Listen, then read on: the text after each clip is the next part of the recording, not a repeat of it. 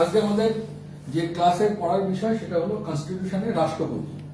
রাষ্ট্রপতি যখন পড়ানো হবে তখন আমরা দেখে নেব যে এই রাষ্ট্রপতির সঙ্গে জড়িত যে টার্মিনোলজি গুলো আছে ইংলিশে সেগুলো কি। কারণ নোটসটা বাংলা ভার্সন এবং ইংলিশ ভার্সন দুটো ভার্সনে যেহেতু দেওয়া হবে, তেমনি বাংলা ভার্সনে তোমরা যারা স্টুডেন্টস আছো তারা ইংলিশ ভার্সনটাও তোমাদেরকে রপ্ত করতে হবে বা বুঝে নিতে হবে। সেই জন্য টার্মিনোলজি গুলো দেখে নিতে হবে বা আমাদের টোটাল নোটসটা ইংলিশ এবং বাংলা উভয়ের সঙ্গে একটা সামঞ্জস্য রেখে আমাদের টোটালটা মাথার মধ্যে রাখতে হবে। কেমন? আচ্ছা, রাষ্ট্রপতি অর্থাৎ প্রেসিডেন্ট।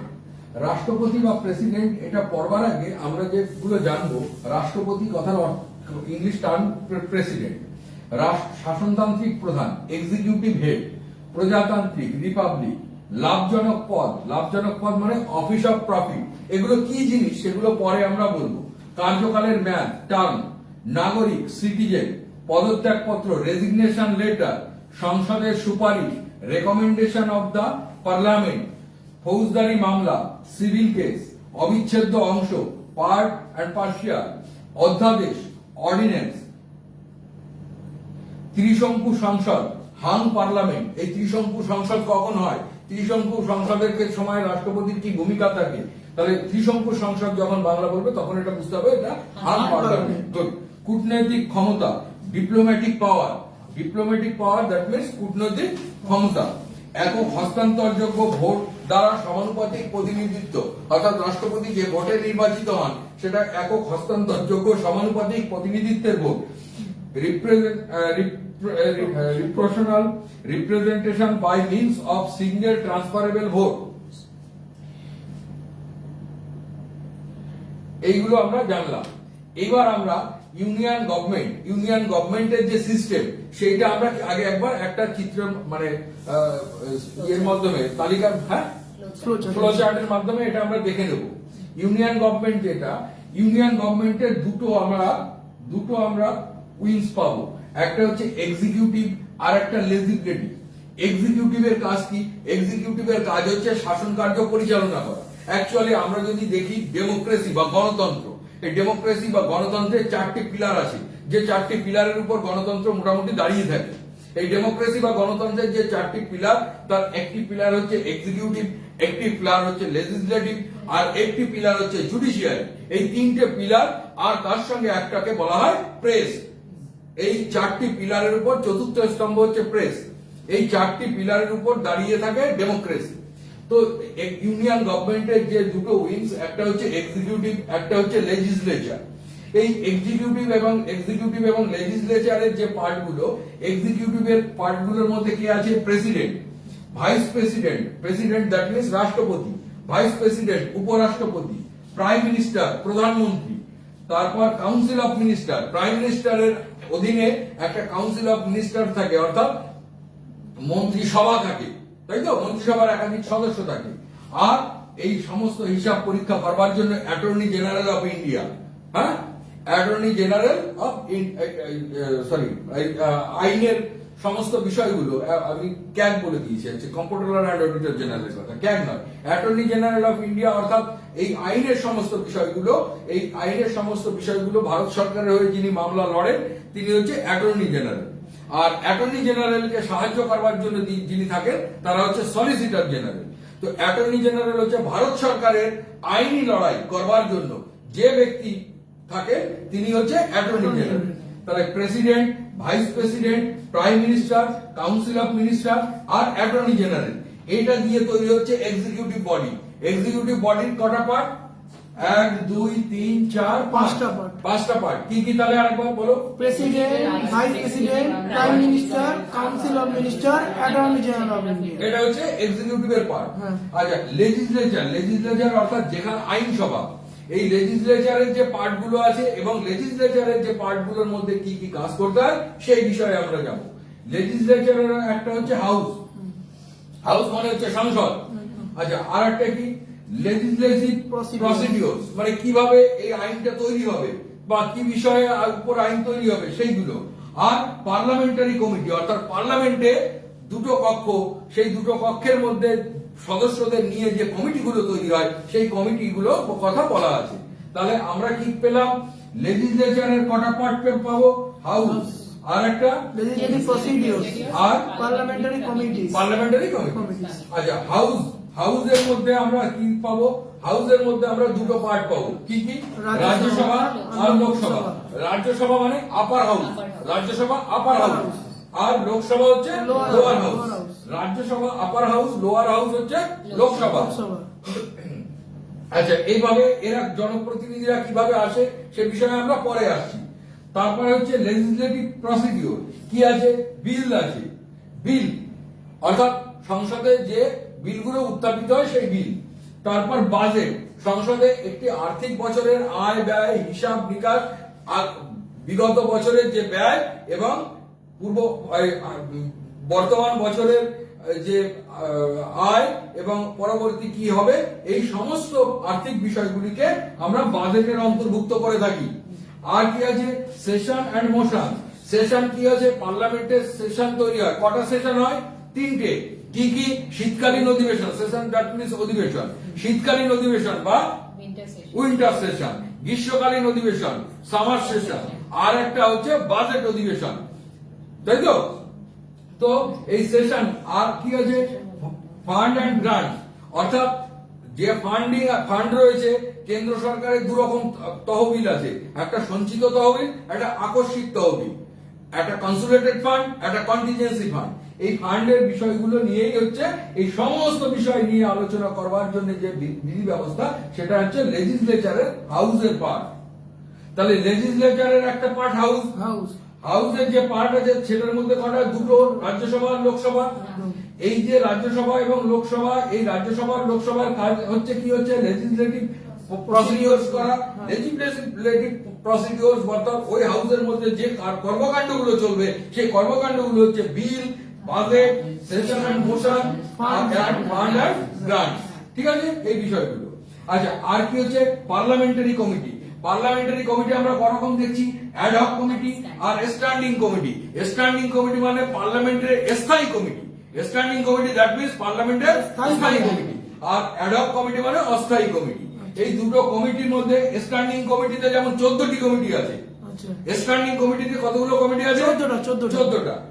তেমনি অ্যাড হক কমিটির মধ্যে অস্থায়ী কমিটিও রয়েছে, তাই তো? তো তাহলে এই দু ধরনের কমিটিগুলো রয়েছে। এই হচ্ছে মোটামুটি ইউনিয়ন গভর্নমেন্টের একটা স্ট্রাকচার। বোঝা গেল এটা?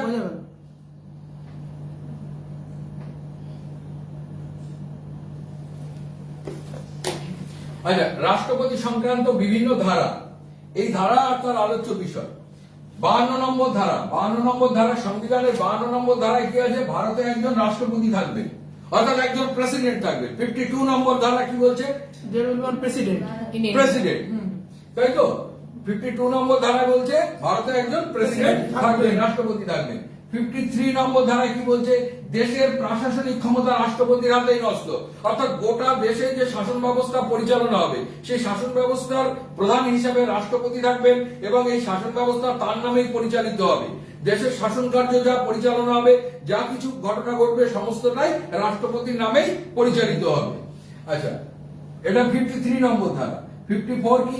রাষ্ট্রপতি নির্বাচিত হবেন একটি নির্বাচনী সংস্থা কর্তৃক বা ইলেকটোরাল কলেজ। তাহলে রাষ্ট্রপতি নির্বাচনের জন্য যে ইলেকটোরাল কলেজ, সেই ইলেকটোরাল কলেজ কত নম্বর ধারা বলা আছে? 54 নম্বর ধারায়। রাষ্ট্রপতি নির্বাচনের জন্য ইলেকটোরাল কলেজ বলতে কাদের বোঝানো হচ্ছে?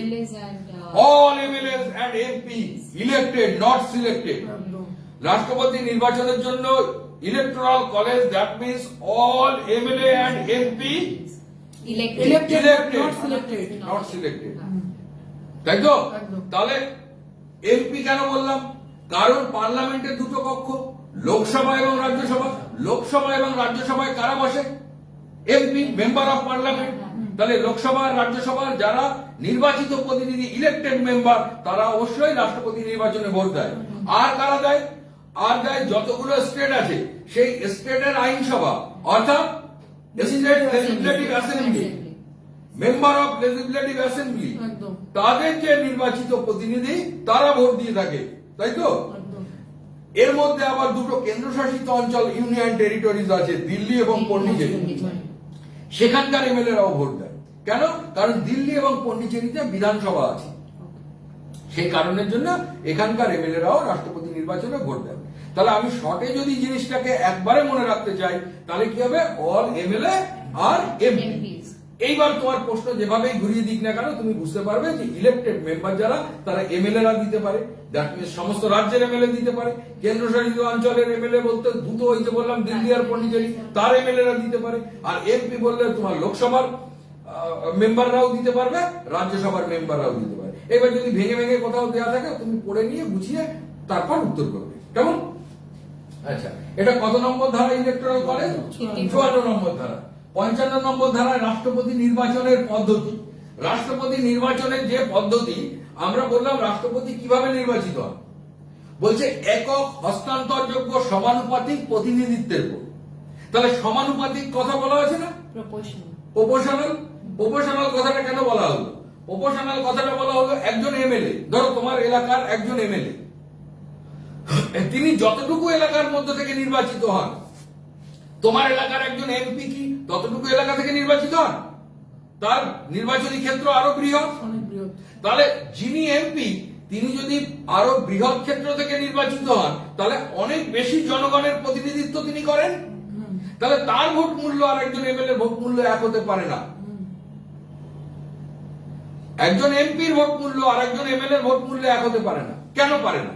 কারণ একজন এমপি আরো বৃহত্তর নির্বাচনী ক্ষেত্র থেকে নির্বাচিত হন, বেশি জনগণের ভোটে তিনি নির্বাচিত হন। এই কারণে ভোট মূল্যের মধ্যে যেন একটা সমানুপাতিক সমানুপাত থাকে, অর্থাৎ প্রপোর্শনটা ঠিক থাকে, সেই যে বিধি ব্যবস্থা, সেই বিধি ব্যবস্থা নির্বাচনের যে পদ্ধতি সেটা হচ্ছে কত, 55 বা 55 নম্বর ধারা। এটা আমি ডিটেলস আবার পরে আলোচনা করব। এবার 56 নম্বর ধারায় কি আছে, কার্যকালের মেয়াদ। রাষ্ট্রপতির কার্যকালের মেয়াদ, কতদিন রাষ্ট্রপতি পদে আসীন থাকবে, এই বিষয়টা বলা আছে 56 নম্বর বা 56। 57 নম্বর ধারা, একজন রাষ্ট্রপতি কতবার রাষ্ট্রপতি হতে পারবেন, তার মানে তার টার্ম কতবার তিনি হতে পারবেন, সেটা সেই সংখ্যাটা সীমিত নয়। তারপর 58 নম্বর ধারা, তার যোগ্যতা কি হতে হবে, একজন রাষ্ট্রপতি হতে গেলে তার কি কি ক্রাইটেরিয়া লাগবে, যোগ্যতা কি কি লাগবে, সেটা আছে কি 58 নম্বর ধারা। 59 নম্বর ধারায় রাষ্ট্রপতি শাসন কার্যের সময়কাল তিনি এবং শর্ত, এই যে টাইমের মধ্যে আছে সেই টাইমের মধ্যে থাকবে আর কি কি শর্ত থাকবে সেই বিষয়টা 59। 60 নম্বর ধারায় পুনর্নির্বাচন, তিনি পুনর্নির্বাচন হতে পারবেন কি পারবেন না, তিনি আবার প্রতিদ্বন্দ্বিতা করতে পারবেন কি পারবেন না। 61 নম্বর ধারায় রাষ্ট্রপতির অপসারণ অর্থাৎ ইমপিচমেন্ট প্রক্রিয়া। রাষ্ট্রপতির অপসারণ প্রক্রিয়া বা ইমপিচমেন্ট প্রক্রিয়া একটা কোয়াসি জুডিশিয়াল ব্যবস্থা, অর্থাৎ আধা বিচার বিভাগীয় ব্যবস্থা। এই আধা বিচার বিভাগীয় ব্যবস্থার মাধ্যমে রাষ্ট্রপতিকে অপসারণ করা যায়। আমরা জানবো পরবর্তীকালে যখন পড়ব তখন দেখব যে রাষ্ট্রপতিকে সরানোর একমাত্র শর্ত হচ্ছে যদি তিনি সংবিধান বিধি ভঙ্গ করেন, অর্থাৎ সংবিধান লঙ্ঘনের অভিযোগেই একমাত্র রাষ্ট্রপতিকে অপসারণ করবার প্রক্রিয়া শুরু করা যায়। তাহলে 61 নম্বর ধারায় রাষ্ট্রপতির অপসারণ। 62 নম্বর ধারায় রাষ্ট্রপতি পদ শূন্য হলে উপরাষ্ট্রপতি রাষ্ট্রপতির পদ গ্রহণ করেন এবং পরবর্তী নির্বাচন কতদিনের মধ্যে করতে হয়, 6 মাসের মধ্যে। তাহলে রাষ্ট্রপতির পদ যদি শূন্য হয় তাহলে সেই জায়গায় এসে বসবেন কে, উপরাষ্ট্রপতি। আমরা জেনে নেব এই সময় যে উপরাষ্ট্রপতি এই যিনি নির্বাচিত হন তিনি অ্যাকচুয়ালি উপরাষ্ট্রপতি পদে তো নির্বাচিত হন, কিন্তু তিনি যে বেতন বা যা যা কিছু ভোগ করেন তিনি রাজ্যসভার চেয়ারম্যান হিসেবে ভোগ করেন। কেননা তিনি যেদিন থেকে উপরাষ্ট্রপতি পদে নির্বাচিত হলেন পদাধিকার বলে সেদিন থেকেই তিনি রাজ্যসভার চেয়ারম্যান হলেন। শুধুমাত্র রাষ্ট্রপতি পদ শূন্য হয়ে গেলে সেই সময় উপরাষ্ট্রপতি গিয়ে ওই পদে বসবেন বা আসীন হবেন। 71 নম্বর ধারা রাষ্ট্রপতি উপরাষ্ট্রপতি নির্বাচন সংক্রান্ত বিরোধ সুপ্রিম কোর্টের মূল এলাকার মধ্যে পড়ে। এটা কত, 71। 71 নম্বর ধারায় সুপ্রিম কোর্টের মূল এলাকার মধ্যে পড়বে রাষ্ট্রপতি উপরাষ্ট্রপতি নির্বাচন সংক্রান্ত বিরোধ। মূল এলাকাটা কি, অরিজিনাল জুরিডিকশন। মূল এলাকা original jurisdiction, that means supreme কোর্টের এইরকম জুরিডিকশন আছে। মূল এলাকা অরিজিনাল জুরিডিকশন, আপিল এলাকা অ্যাপিলেটেড জুরিডিকশন, তাই তো? মূল এলাকা, আপিল এলাকা, আর একটা কি, পরামর্শদান এলাকা। পরামর্শদান এলাকা কি, মূল এলাকা অরিজিনাল জুরিডিকশন, আপিল এলাকা অ্যাপিলেটেড জুরিডিকশন, আর পরামর্শদান এলাকা। তো এই মূল এলাকা, আপিল এলাকা এবং পরামর্শদান এলাকা, এর মধ্যে মূল এলাকার মধ্যে কোনটা পড়ে সুপ্রিম কোর্টে? রাষ্ট্রপতির উপরাষ্ট্রপতি সংক্রান্ত যে অ্যাডভাইজারি জুরিডিকশন, হ্যাঁ, পরামর্শদান এলাকাটা হচ্ছে অ্যাডভাইজারি জুরিডিকশন। রাষ্ট্রপতি উপরাষ্ট্রপতি সংক্রান্ত যে বিবাদ, সেটা সুপ্রিম কোর্টের মূল এলাকার মধ্যে পড়ে। সুপ্রিম কোর্টের এই এলাকা, মূল এলাকা কোনগুলো? মূল এলাকা হচ্ছে এক রাজ্যের সঙ্গে আরেক রাজ্যের বিবাদ, কেন্দ্র সরকারের সঙ্গে রাজ্য সরকারের বিবাদ, কেন্দ্র সরকারের সঙ্গে একাধিক রাজ্য সরকারের বিবাদ, এইগুলো সুপ্রিম কোর্টের মূল এলাকার মধ্যে পড়ে। সুপ্রিম কোর্টের মূল এলাকা মানে কি? মূল এলাকা হচ্ছে সুপ্রিম কোর্ট যে কাজগুলো করে থাকে সেটা হচ্ছে কেন্দ্র সরকারের সঙ্গে কোন রাজ্য সরকারের বিবাদ, রাজ্য সরকারের সঙ্গে আরেক রাজ্য সরকারের বিবাদ, রাজ্য সরকারের সঙ্গে একাধিক রাজ্য সরকারের সঙ্গে কেন্দ্র সরকারের বিবাদ, রাষ্ট্রপতি উপরাষ্ট্রপতি নির্বাচন সংক্রান্ত বিবাদ, এই সমস্তগুলোই হচ্ছে সুপ্রিম কোর্টের মূল এলাকার মধ্যে পড়ে। তো এরপর আপিল এলাকা, আপিল এলাকাগুলো যখন সুপ্রিম কোর্ট পড়াবো তখন বলে দেবো অ্যাপিলেটেড জুরিডিকশন কি কি। আর পরামর্শদান এলাকা, এটাও কিন্তু সুপ্রিম কোর্টের আর একটা এলাকা। যেমন রাষ্ট্রপতি যদি কোনো বিষয়ে মনে করে যে এই বিষয়ে আমার সুপ্রিম কোর্টের পরামর্শ দরকার, তাহলে রাষ্ট্রপতি সুপ্রিম কোর্টে সেই বিষয় জানতে চাইতে পারে। এই যে জুরিডিকশন, এটা সুপ্রিম কোর্টের পরামর্শদান এলাকার মধ্যে পড়ে। যাই হোক, 71 নম্বর ধারায় কি হচ্ছে, রাষ্ট্রপতি উপরাষ্ট্রপতি নির্বাচন সংক্রান্ত বিরোধের নিষ্পত্তি হবে সুপ্রিম কোর্টের মূল এলাকায়। 72 নম্বর ধারায় রাষ্ট্রপতির ক্ষমার অধিকার, অর্থাৎ যদি কেন্দ্রীয় আইনে কোন ব্যক্তি অপরাধী হন, তার অপরাধের শাস্তি হয় এবং কারোর যদি প্রাণদণ্ড আদেশ হয়, তাহলে রাষ্ট্রপতি তার যে দণ্ড সেটা লঘু করে অপেক্ষাকৃত কম দণ্ড বা কারো মৃত্যুদণ্ডকে রহিত করে তাকে অপেক্ষাকৃত লঘু দণ্ড দিতে পারেন। এই যে বিধান, সেই বিধানটা আছে কত নম্বরে? 72 নম্বর ধারায় রাষ্ট্রপতির ক্ষমার অধিকার। দেখবে যে ফাঁসির আসামিরা রাষ্ট্রপতির কাছে প্রাণ ভিক্ষা চেয়ে অনেক সময় চিঠি পাঠায়। হ্যাঁ, পার্ডন বলে না স্যার। 123 নম্বর ধারায় রাষ্ট্রপতির অর্ডিন্যান্স জারির ক্ষমতা, অধ্যাদেশ। রাষ্ট্রপতি অর্ডিন্যান্স জারি করতে পারে। কোন বিল পার্লামেন্টে উপস্থাপনের আগেই রাষ্ট্রপতি সেই বিলটাকে আইনি যে প্রক্রিয়া, সেই প্রক্রিয়ায় তাকে অর্ডিন্যান্স জারি করে সেটাকে কার্যকরী করবার প্রক্রিয়া শুরু করতে পারে। এই 123 নম্বর ধারা রাষ্ট্রপতির অর্ডিন্যান্স জারি ক্ষমতা।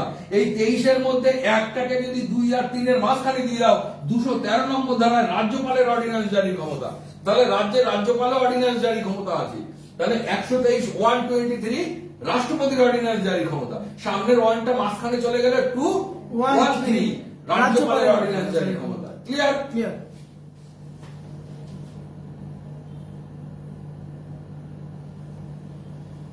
চলো, রাষ্ট্রপতি ভারতবর্ষের শাসনতান্ত্রিক প্রধান। আমাদের এটার মাধ্যমে জানতে হবে যে গোটা দেশে যে শাসন কার্য পরিচালনা হয়, সেই শাসন কার্য পরিচালনা হয় কার দ্বারা? রাষ্ট্রপতির দ্বারা। রাষ্ট্রপতির নামেই দেশের শাসন কার্য পরিচালনা হয়। সমস্ত যে প্রক্রিয়া, সেই প্রক্রিয়ায় প্রধান হিসাবে রাষ্ট্রপতির নামই থাকে। অর্থাৎ ভারতবর্ষের যে শাসক, যেমন আমরা দেখব যে de facto and de jure. De facto হচ্ছে প্রধানমন্ত্রী এবং ডি জুরে হচ্ছে রাষ্ট্রপতি। রাষ্ট্রপতি নিয়মতান্ত্রিক প্রধান হলেও গোটা যে শাসন কার্য, প্রধানমন্ত্রী এবং মন্ত্রিসভার দ্বারা যে শাসন কার্য পরিচালনা হবে, গোটা ভারতবর্ষের শাসন কার্য পরিচালনা হবে, সেটা কার নামে পরিচালিত হবে? রাষ্ট্রপতির নামে। আচ্ছা, ভারতবর্ষ একটি প্রজাতান্ত্রিক দেশ। প্রজাতন্ত্রের বৈশিষ্ট্য হলো দেশের শাসনতান্ত্রিক প্রধান সাধারণ জনগণের দ্বারা প্রত্যক্ষ বা পরোক্ষভাবে নির্বাচিত, নির্দিষ্ট সময়ের জন্য নির্বাচিত হবে। প্রজাতান্ত্রিক দেশ মানে কি? রিপাবলিক। এই রিপাবলিক কথার অর্থ হলো, আগেই বলা আছে, রিপাবলিক কথার অর্থ হচ্ছে যে ইংল্যান্ডের রাজা বা রানীর মতো রাষ্ট্রপতি ভারতবর্ষের যিনি রাষ্ট্রপতি। ইংল্যান্ডের রাজা বা রানী কি হয়? পার্লামেন্টের দুটো কক্ষ আছে না ইংল্যান্ডে, একটা লর্ড সভা, একটা কাউন্সিল সভা। এই দুটো সভার বিল রেডি হয়ে যাওয়ার পরে, অর্থাৎ বিল পাস হয়ে যাওয়ার পরে, রাজা বা রানীর সম্মতি পেলে তবে ইংল্যান্ডে সেটা আইনে পরিণত হচ্ছে। তাহলে ভারতবর্ষের ক্ষেত্রে কিন্তু এই দুটো কক্ষে পাশ হবার পর রাষ্ট্রপতির স্বাক্ষর পেলে সেটা আইনে পরিণত হয়। কিন্তু ভারতবর্ষের রাষ্ট্রপতি ইংল্যান্ডের রাজা বা রানীর মতো বংশ পরম্পরায় এই পদে বসে থাকে না, অর্থাৎ তিনি পরোক্ষভাবে নির্বাচিত হন। এই যে প্রক্রিয়া, এই প্রক্রিয়াকে বলা হচ্ছে কি? প্রজাতন্ত্র বা রিপাবলিক। এই রিপাবলিকের বৈশিষ্ট্য, ভারতবর্ষের রাষ্ট্রপতি একটি নির্দিষ্ট টার্ম। তাহলে রাষ্ট্রপতির টার্ম কত? 5 বছর, 5 ইয়ার্স। 5 বছরের জন্য জনগণের দ্বারা পরোক্ষভাবে নির্বাচিত হবে। রাষ্ট্রপতি ভারতের প্রথম নাগরিক। ভারতের রাষ্ট্রপতি প্রথম নাগরিক। আমরা জানি যে জনগণনা শুরু হয়, সেন্সাস। এই জনগণনা যখন শুরু হয় তখন কাকে প্রথম গণনা করে শুরু হবে? রাষ্ট্রপতিকে বা প্রেসিডেন্টকে। অর্থাৎ ভারতবর্ষের প্রথম নাগরিক হচ্ছে রাষ্ট্রপতি। দেশের সকল প্রশাসনিক ক্ষমতা রাষ্ট্রপতির হাতে ন্যস্ত। 53 নম্বর ধারা। দেশের সকল প্রশাসনিক ক্ষমতা রাষ্ট্রপতির হাতে ন্যস্ত কিভাবে? কারণ তিনি রাজ্যপালদের, প্রত্যেকটা রাজ্যে রাজ্যপাল নিয়োগ করেন, তিনি আইএএস আইপিএস অফিসারদের নিয়োগ করেন। এই সমস্ত ব্যবস্থার মাধ্যমে তিনি গোটা দেশের শাসন কার্য তার হাত দিয়ে পরিচালনা করেন। 42তম সংবিধান সংশোধন 1976 সালে মন্ত্রী পরিষদের পরামর্শ মেনে চলা বাধ্যতামূলক করা হয়েছে। রাষ্ট্রপতির ক্ষমতাকে বিভিন্ন সময় বিভিন্নভাবে সংকুচিত করা হয়েছে, অর্থাৎ বিভিন্ন সংবিধান সংশোধনীর মাধ্যমে রাষ্ট্রপতির ক্ষমতাকে কমানো হয়েছে, বাড়ানো হয়েছে, এরকম। তার মধ্যে একটি হলো 42তম সংবিধান সংশোধনী। 42তম সংবিধান সংশোধনী 1976 42। 42তম সংবিধান সংশোধনীতে বলা হলো যে মন্ত্রী পরিষদ যদি কোনো সিদ্ধান্ত নেয়, সেই সিদ্ধান্ত রাষ্ট্রপতি মেনে চলতে বাধ্য এবং রাষ্ট্রপতি এ বিষয়ে কোনো বক্তব্য থাকবে না। মন্ত্রী পরিষদের পরামর্শ অনুযায়ী তিনি চলবেন। রাষ্ট্রপতি পদের প্রয়োজনীয় যোগ্যতা শর্তাদি, এটা অত্যন্ত ইম্পর্টেন্ট। আমরা দেখে নিই যে রাষ্ট্রপতি পদের যোগ্যতা এবং শর্তগুলো কি কি লাগে। 58 নম্বর ধারায় রাষ্ট্রপতির যোগ্যতার কথা বলা হয়েছে। তিনি কি হতে হবে? একজন ভারতের নাগরিক হতে হবে, অর্থাৎ সিটিজেন অফ ইন্ডিয়া হতে হবে। ভারতের বাইরের কোন নাগরিক তিনি ভারতবর্ষের রাষ্ট্রপতি হতে পারবেন না, তিনি ভারতের নাগরিক হতে হবে। তার বয়স কত হবে? 35 বছর বয়স হতে হবে। আচ্ছা, এখানে আমরা একটা জেনে নিই জিনিস, যে রাষ্ট্রপতির বয়স কত লাগে? 35 বছর। উপরাষ্ট্রপতির বয়স কত লাগবে? 35 বছর। 35 বছর। রাজ্যসভার সদস্যদের বয়স কত লাগে? 30। লোকসভার সদস্যদের বয়স কত লাগে? 25। ক্লিয়ার? তাহলে লোকসভার সদস্য 25, রাজ্যসভার সদস্য 30, রাষ্ট্রপতি উপরাষ্ট্রপতি 35। তাহলে রাষ্ট্রপতি বয়স হতে গেলে ন্যূনতম 35 বছর বয়স হতে হবে। শিক্ষাগত যোগ্যতা এ বিষয়ে সংবিধানে কিছু বলা নেই। তার শিক্ষাগত যোগ্যতা কি হতে হবে বা কতটা থাকবে এ বিষয়ে কিছু বলা নেই। লোকসভার সদস্য হওয়ার যোগ্যতা থাকতে হবে, অর্থাৎ একজন লোকসভার সদস্য হতে গেলে তাকে যে যে ক্রাইটেরিয়া ফুলফিল করতে হয় সেই ক্রাইটেরিয়া গুলো রাষ্ট্রপতির ফুলফিল করতে হবে। কোন লাভজনক পদে থাকা চলবে না। লাভজনক পদ মানে office of profit. Office of profit মানে কোন লাভজনক সংস্থার সঙ্গে যুক্ত থাকতে পারবে না, তিনি কোন সংস্থার কর্ণধার থাকতে পারবেন না, বা কোন জায়গা থেকে বেসরকারি হোক বা সরকারি কোন পদে থেকে সেখান থেকে কোনো আর্নিং করতে পারবে না, তাই তো? এই সমস্ত বিষয়গুলো থাকবে। পার্লামেন্ট বা কোন রাজ্য আইনসভার সদস্য না থাকা, পার্লামেন্ট বা কোন রাজ্য আইনসভার সদস্য না থাকা, অর্থাৎ পার্লামেন্ট মানে লোকসভার সদস্য। একজন রাষ্ট্রপতি পদপ্রার্থী হতে গেলে তিনি লোকসভার সদস্য থাকতে পারবেন না স্যার। রাজ্যসভার সদস্য থাকতে পারবেন না স্যার। তিনি রাজ্য এমএলএ বা মানে member of legislative assembly, state legislative অ্যাসেম্বলির মেম্বার থাকতে পারবেন না স্যার। পারবেন না। সম্প্রতি এরকম উদাহরণ হচ্ছে, রাষ্ট্রপতি পদে যখন প্রতিদ্বন্দ্বিতা করে তখন দেখবে যে দ্রৌপদী মুর্মু, মাননীয় দ্রৌপদী মুর্মু যখন রাষ্ট্রপতি পদে আসীন হওয়ার আগে প্রতিদ্বন্দ্বিতা করেন, আরেকজন তার প্রতিদ্বন্দ্বী হিসাবে দাঁড়ায়, তার নাম যশবন্ত সিনহা। তিনি যশবন্ত সিনহা কিন্তু পার্লামেন্টের মেম্বার ছিলেন, তিনি ওর পদ থেকে ইস্তফা দিয়ে তারপরেই রাষ্ট্রপতি পদে প্রতিদ্বন্দ্বিতা করেন। তাহলে আমরা জানবো যে পার্লামেন্ট বা কোন রাজ্য আইনসভা তিনি সদস্য থাকতে পারবেন না। আর কি, তার 15,000 টাকার একটা জমা দিতে হবে, জামানত হিসাবে জমা দিতে হবে। আর কি, মনোনয়ন পত্র 50 জন নির্বাচকের দ্বারা প্রস্তাবিত হতে হবে এবং 50 জন নির্বাচকের দ্বারা সমর্থিত হতে হবে। 50 জন নির্বাচকের দ্বারা প্রস্তাবিত হতে হবে আর 50 জন নির্বাচকের দ্বারা সমর্থিত হতে হবে।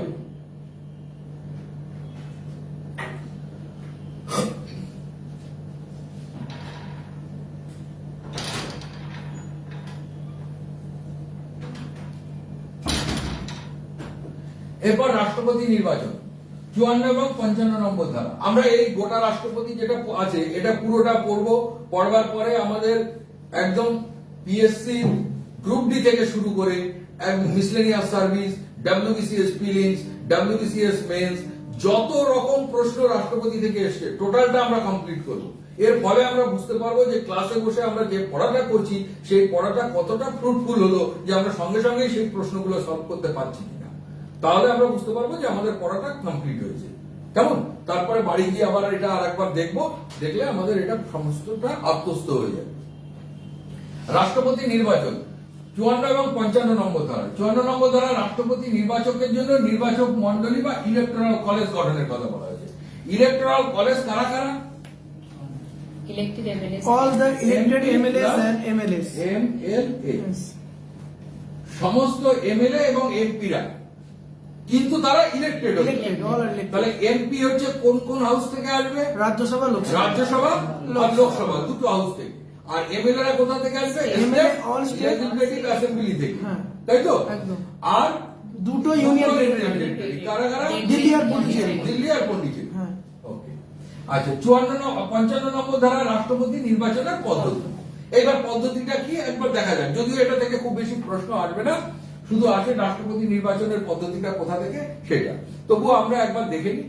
ব্যাপারটা হলো যে যতজন জনগণ আছে সেই জনগণটাকে ওই 1000 দিয়ে ভাগ করতে হয়। প্রথম 1000 দিয়ে ভাগ করতে হবে।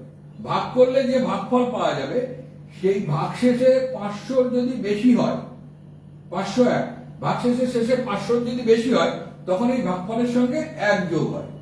এইভাবে একটা ভাগফল পাওয়া যায়। এই ভাগফলটাকে নিতে হয়। নেবার পরে এই ভাগফলটাকে রাজ্যের যত এমএলএ আছে, ধরো আমাদের ওয়েস্ট বেঙ্গল এমএলএ কত? 294টা। 294। এই 294 দিয়ে এই যে এমএলএ আছে, এই যে ভাগফল পেলাম, এই ভাগফলটাকে ভাগ করতে হবে। ভাগফলটাকে ভাগ করলে পাওয়া যাবে কি? ভাগফলটাকে ভাগ করলে পাওয়া যাবে একটা, এইখানে একটা সংখ্যা পাওয়া যাবে। এইটা হচ্ছে একজন এমএলএ এর ভোট মূল্য। এইভাবে প্রত্যেকটা লেজিসলেটিভ অ্যাসেম্বলির ভোট মূল্য নির্ধারিত হয়। টোটাল লেজিসলেটিভ অ্যাসেম্বলির ভোট মূল্য নির্ধারিত হলে, অর্থাৎ যতগুলো স্টেট আছে সবগুলো প্লাস দুটো ইউনিয়ন টেরিটরি, গোটাটার ভোট মূল্য নির্ধারিত হলে সেটা হচ্ছে গোটা দেশের ভোট মূল্য। এই গোটা দেশের ভোট মূল্যকে টোটাল এমপি, ইলেক্টেড এমপি দিয়ে ভাগ করা হয়। ভাগ করলে পাওয়া যাবে এক একজন এমপির ভোট মূল্য। তাহলে একজন এমএলএ এর ভোট মূল্য থেকে একজন এমপির ভোট মূল্য অনেক বেশি হবে। সিস্টেম বুঝতে পারলে? প্রথম আমি ওই যে জনগণ, ওই রাজ্যের জনগণ দিয়ে আমি 1000 দিয়ে ভাগ করলাম, করলে একটা ভাগফল পেলাম। সেইটাকে আমি ভাগশেষ যদি 500 বেশি হয় 1 যোগ করব। 1 যোগ করলাম, করে এই ভাগফলটা এখানে নিয়ে নিলাম। নিলে পেলাম ওই রাজ্যের একটা সংখ্যা, সেটাকে ওই রাজ্যের এমএলএ দিয়ে ভাগ করলাম, করলে আমি পেলাম ওই রাজ্যের একজন এমএলএ এর ভোট মূল্য। এইভাবে এই সমস্ত রাজ্যগুলো বা দুটো ইউনিয়ন টেরিটরির ভোট মূল্য নিয়ে নেওয়া হলো। নিয়ে যেটা হলো সেটাকে আমি ভাগ করব সমস্ত ইলেক্টেড এমপি দিয়ে। ভাগ করলে পাবো একজন এমপির ভোট মূল্য। এইভাবে এমএলএ এবং এমপির ভোট মূল্যের মধ্যে একটা সমতা রাখা হয়। সেই জন্য বলছে প্রপোর্শন। কেমন? তাহলে এইটা হচ্ছে কোথায় গেল? নির্বাচনের পদ্ধতি। আচ্ছা, মনোনয়ন পত্র 50 জন নির্বাচকের দ্বারা প্রস্তাবিত, অর্থাৎ রেকমেন্ডেড হতে হবে। যারা ভোট দেবে সেই রকম 50 জনের দ্বারা রেকমেন্ডেড হতে হবে। আর 50 জন নির্বাচকের দ্বারা কি হতে হবে? সাপোর্টেড হতে হবে, সমর্থিত হতে হবে। তবেই তুমি ওই রাষ্ট্রপতি পদে প্রতিদ্বন্দ্বিতা করতে পারবে। ভারতের রাষ্ট্রপতি জনগণের দ্বারা পরোক্ষভাবে ইনডিরেক্টলি নির্বাচিত হন। ইনডিরেক্টলি নির্বাচিত হন কেন বলছি? আমরা যে ভোট দিই সেই ভোটের মধ্যে ডিরেক্টলি কারা কারা নির্বাচিত হন এটা আগে বল। পঞ্চায়েত প্রতিনিধি, অর্থাৎ 3 টায়ার যে পঞ্চায়েত আছে, অঞ্চল পঞ্চায়েত, জেলা তোমার ব্লক, অর্থাৎ পঞ্চায়েত সমিতি ব্লক স্তরে, আর জেলা স্তরে আছে জেলা পরিষদ। এই 3টি স্বায়ত্ত শাসন ব্যবস্থার ইউনিটের যারা প্রতিনিধি তারা আমাদের প্রত্যক্ষ ভোটে নির্বাচিত হন। আর কে হন? স্টেট লেজিসলেটিভ অ্যাসেম্বলি, অর্থাৎ এমএলএরা। আর কে হন? এমপি নয়, সমস্ত এমপি নয়। এইখানেই হচ্ছে কাণ্ড। সমস্ত এমপি নয়, শুধুমাত্র লোকসভার এমপি। এরা হচ্ছে আমাদের প্রত্যক্ষ ভোটে নির্বাচিত হন। কিন্তু পরোক্ষ ভোটে নির্বাচিত হন কারা কারা? রাজ্যসভার এমপি পরোক্ষ ভোটে নির্বাচিত হন। রাষ্ট্রপতি, উপরাষ্ট্রপতি এরা পরোক্ষ ভোটে নির্বাচিত হয়। পরোক্ষ ভোট মানে এই এমএলএ এবং এমপিরা আমাদের কাছ থেকে ভোট পেয়েছে, তাদের কাছ থেকে ভোট পাচ্ছে রাষ্ট্রপতি, উপরাষ্ট্রপতি। সেই জন্য এই ভোটটাকে বলা হচ্ছে, প্রসিডিওরটাকে বলা হচ্ছে পরোক্ষ ভোট বা ইনডিরেক্ট ইলেকশন। তারপরে ইনডিরেক্টলি হচ্ছে। আর রাষ্ট্রপতিকে নির্বাচিত করে কেন্দ্রীয় আইনসভা, এই যে আগেই বলেছি রাজ্যসভা, লোকসভা এই এবং বিধানসভা সমূহে কারা নির্বাচিত বা ইলেক্টেড মেম্বাররা। মনোনীত সদস্যরা রাষ্ট্রপতি নির্বাচনে অংশগ্রহণ করতে পারেন না। আমরা জানবো রাষ্ট্রপতি নির্বাচনে মনোনীত সদস্যরা অংশগ্রহণ করতে পারেন। তাহলে এখানে আরেকটা জিনিস একটু জেনে নিত, রাষ্ট্রপতিকে ইমপিচমেন্ট করবার প্রক্রিয়া, সরানোর প্রক্রিয়া, সেখানে কি মনোনীত সদস্যরা ভোট দিতে পারবেন না পারবেন? পারবেন স্যার, পারবেন। পারবে। একদম। তাহলে মনোনীত সদস্যরা রাষ্ট্রপতিকে নির্বাচন প্রক্রিয়ায় তো অংশগ্রহণ করতে পারেন না, কিন্তু অপসারণ প্রক্রিয়ায় কিন্তু তারা অংশগ্রহণ করতে পারে। মনোনীত সদস্য বলতে কাদের বলা হচ্ছে? লোকসভা 12 জন আর রাজ্যসভার 2 জন, এই মোট 14 জনকে বলা হচ্ছে মনোনীত। কি এই সরি ভুল বলেছি, হ্যাঁ, রাজ্যসভার হচ্ছে 12 জন আর লোকসভার হচ্ছে 2 জন। রাজ্যসভার 12 জন আর লোকসভার 2 জন। ভারতবর্ষের রাষ্ট্রপতি নির্বাচনের পদ্ধতি একক হস্তান্তরযোগ্য সমানুপাতিক প্রতিনিধিত্বের ভোট। এটা আগেই বলা হয়েছে, proportional representation representation by means of single transferable vote. আচ্ছা, রাষ্ট্রপতি নির্বাচনের আয়োজন, রাষ্ট্রপতি নির্বাচনের আয়োজন ও গণনার দায়িত্বভার ভারতের নির্বাচন কমিশন। ভারতের নির্বাচন কমিশন কোন কোনগুলো নির্বাচন প্রক্রিয়া করে থাকে সেগুলো বলো। 1, রাষ্ট্রপতি নির্বাচন প্রক্রিয়া কে করবে? Election commission of India. উপরাষ্ট্রপতি নির্বাচন প্রক্রিয়া কে করবে? Election commission of India. আচ্ছা, তোমার লোকসভার সদস্যদের নির্বাচন প্রক্রিয়া কে করবে? Election commission of India. রাজ্যসভার সদস্যদের নির্বাচন প্রক্রিয়া কে করবে? ইলেকশন কমিশন অফ ইন্ডিয়া, তাই তো? এমএলএ দের নির্বাচন প্রক্রিয়া অর্থাৎ রাজ্য লেজিসলেটিভ অ্যাসেম্বলির নির্বাচন প্রক্রিয়া কে করবে? State election commission. না, আচ্ছা। এগুলো সেন্ট্রাল ইলেকশন কমিশন। এই জন্যই তো বললাম আচ্ছা। এমএলএ দের যে ভোটটা হয় সেটাও কেন্দ্রীয় যে ইলেকশন কমিশন, তারাই এটা ইলেকশনটাকে কন্ডাক্ট করে। আচ্ছা স্যার। শুধুমাত্র পঞ্চায়েত ভোট এবং স্থানীয় স্বায়ত্তশাসন ব্যবস্থার যেসব ইউনিটগুলো রয়েছে, পৌরসভার ভোট, পঞ্চায়েত ভোট, এই সবগুলো স্টেট ইলেকশন কমিশন করে। আচ্ছা স্যার। তাহলে এমএলএ ভোটটা কারা করবে? Central election commission. কেমন? স্যার পঞ্চায়েত আর মিউনিসিপ্যালিটি শুধু, তাই তো? পঞ্চায়েত, মিউনিসিপ্যালিটি এগুলো স্টেট ইলেকশন কমিশন করে। আচ্ছা। আচ্ছা, রাষ্ট্রপতি নির্বাচন সংক্রান্ত যে কোনো ডিসপুটের ক্ষেত্রে, অর্থাৎ রাষ্ট্রপতি উপরাষ্ট্রপতি নির্বাচন সংক্রান্ত কোনো বিরোধ বা কোনো সমস্যা হলে Dispute হলে সেইগুলো সুপ্রিম কোর্ট সেটেল করবে। হ্যাঁ। আচ্ছা, তোমাদের একটা জিনিস বলা হয়নি জানো তো, সেটা হলো যে এই যে নির্বাচন পদ্ধতি, এই নির্বাচন পদ্ধতিটা তো এখানে বলে দিলাম, কিন্তু এটা বলা হয়নি যে নির্বাচন প্রক্রিয়াটা, নির্বাচন মানে ভোটটা কিভাবে দেয়। সেটা হচ্ছে রাষ্ট্রপতি ভোট আমরা যেমন ভোট দিয়ে আসি কি করে, যতজন ক্যান্ডিডেট ভোটে দাঁড়ায় তার মধ্যে একজনকে ভোট দিয়ে চলে আসে। রাষ্ট্রপতি নির্বাচনে এরকম দেওয়া যায় না। রাষ্ট্রপতি নির্বাচনে যতজন প্রার্থী ভোটে দাঁড়ায় প্রত্যেককেই ভোট দিতে হবে, এবং সেই ভোট দেওয়ার প্রক্রিয়া হচ্ছে যাকে প্রথম পছন্দ তার পাশে 1, সেকেন্ড দ্বিতীয় পছন্দ তার পাশে 2, এইভাবে করতে হবে প্রায়োরিটি দিয়ে, যে ইনি আমার প্রথম পছন্দের প্রার্থী, ইনি আমার দ্বিতীয় পছন্দের প্রার্থী।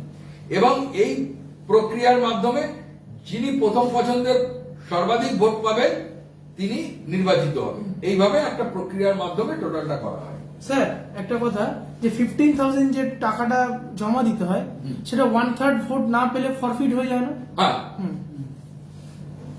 রাষ্ট্রপতির শপথ বাক্য পাঠ সংবিধানের এটা কত নম্বর ধারায় আছে? 60 নম্বর ধারা। 60 বলছে 60 নম্বর ধারায় রাষ্ট্রপতি শপথ গ্রহণ করবেন, রাষ্ট্রপতিকে শপথ বাক্য পাঠ করাবেন। সুপ্রিম কোর্টের প্রধান প্রধান বিচারপতি রাষ্ট্রপতিকে শপথ বাক্য পাঠ করাবেন, এটা খেয়াল রাখো। উপরাষ্ট্রপতি রাষ্ট্রপতিকে শপথ বাক্য পাঠ করান না, কারণ কে? সুপ্রিম কোর্টের প্রধান বিচারপতি। তাহলে রাষ্ট্রপতিকে শপথ বাক্য পাঠ করাবে সুপ্রিম কোর্টের প্রধান বিচারপতি। আচ্ছা, সুপ্রিম কোর্টের প্রধান বিচারপতি রইল না, সিনিয়র মোস্ট জাজ of supreme court. Senior most জাজ অফ সুপ্রিম কোর্ট, অর্থাৎ সুপ্রিম কোর্টের সব থেকে বয়োজ্যেষ্ঠ জাজ বিচারপতি। আচ্ছা, বয়োজ্যেষ্ঠ বলতে এখানে কি বোঝানো হচ্ছে? যার বয়স বেশি? না, যিনি সুপ্রিম কোর্টে অধিককাল ধরে বিচারপতির পদ অলংকৃত করে আছেন। এখানে বয়স ম্যাটার নয়, ম্যাটার হচ্ছে কতটা সময় ধরে তিনি ওখানে আছেন। হ্যাঁ, সিনিয়রিটি কিভাবে হয়? এক্সপিরিয়েন্স। এক্সপেরিয়েন্স, যেমন জবে সিনিয়রিটি, এক্সপেরিয়েন্স, কার বয়স কত এভাবে সিনিয়রিটি হয় না, তাই তো? আচ্ছা, রাষ্ট্রপতিকে ঈশ্বরের নামে সত্যনিষ্ঠার সঙ্গে শপথ দিতে হয় এবং তিনি রাষ্ট্রপতি পদে দায়িত্ব পালন করবেন, আইনের সংরক্ষণের প্রয়োজনীয় ব্যবস্থা করবেন, ভারতবাসীর মঙ্গলের জন্য নিজেকে নিযুক্ত রাখবেন।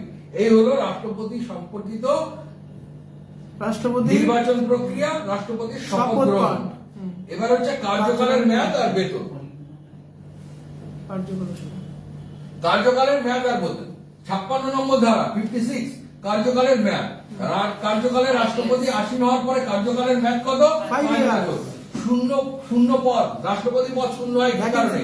নাম্বার 1, পদত্যাগ করলে রাষ্ট্রপতি পদ শূন্য হয়ে যায়, রাষ্ট্রপতি যদি নিজেই পদত্যাগ করে। মৃত্যু, অর্থাৎ রাষ্ট্রপতি যদি কোনো কারণে মারা যান তাহলে সেই মৃত্যুর কারণে রাষ্ট্রপতি পদ শূন্য হতে পারে। আর একটা কি? ইমপিচমেন্ট প্রক্রিয়া, রাষ্ট্রপতি যদি সংবিধান বিধি ভঙ্গন করেন তাহলে পার্লামেন্ট বা আইনসভা দ্বারা রাষ্ট্রপতি অপসারিত করবার যে প্রক্রিয়া, সেই প্রক্রিয়াকে বলা হচ্ছে ইমপিচমেন্ট প্রক্রিয়া।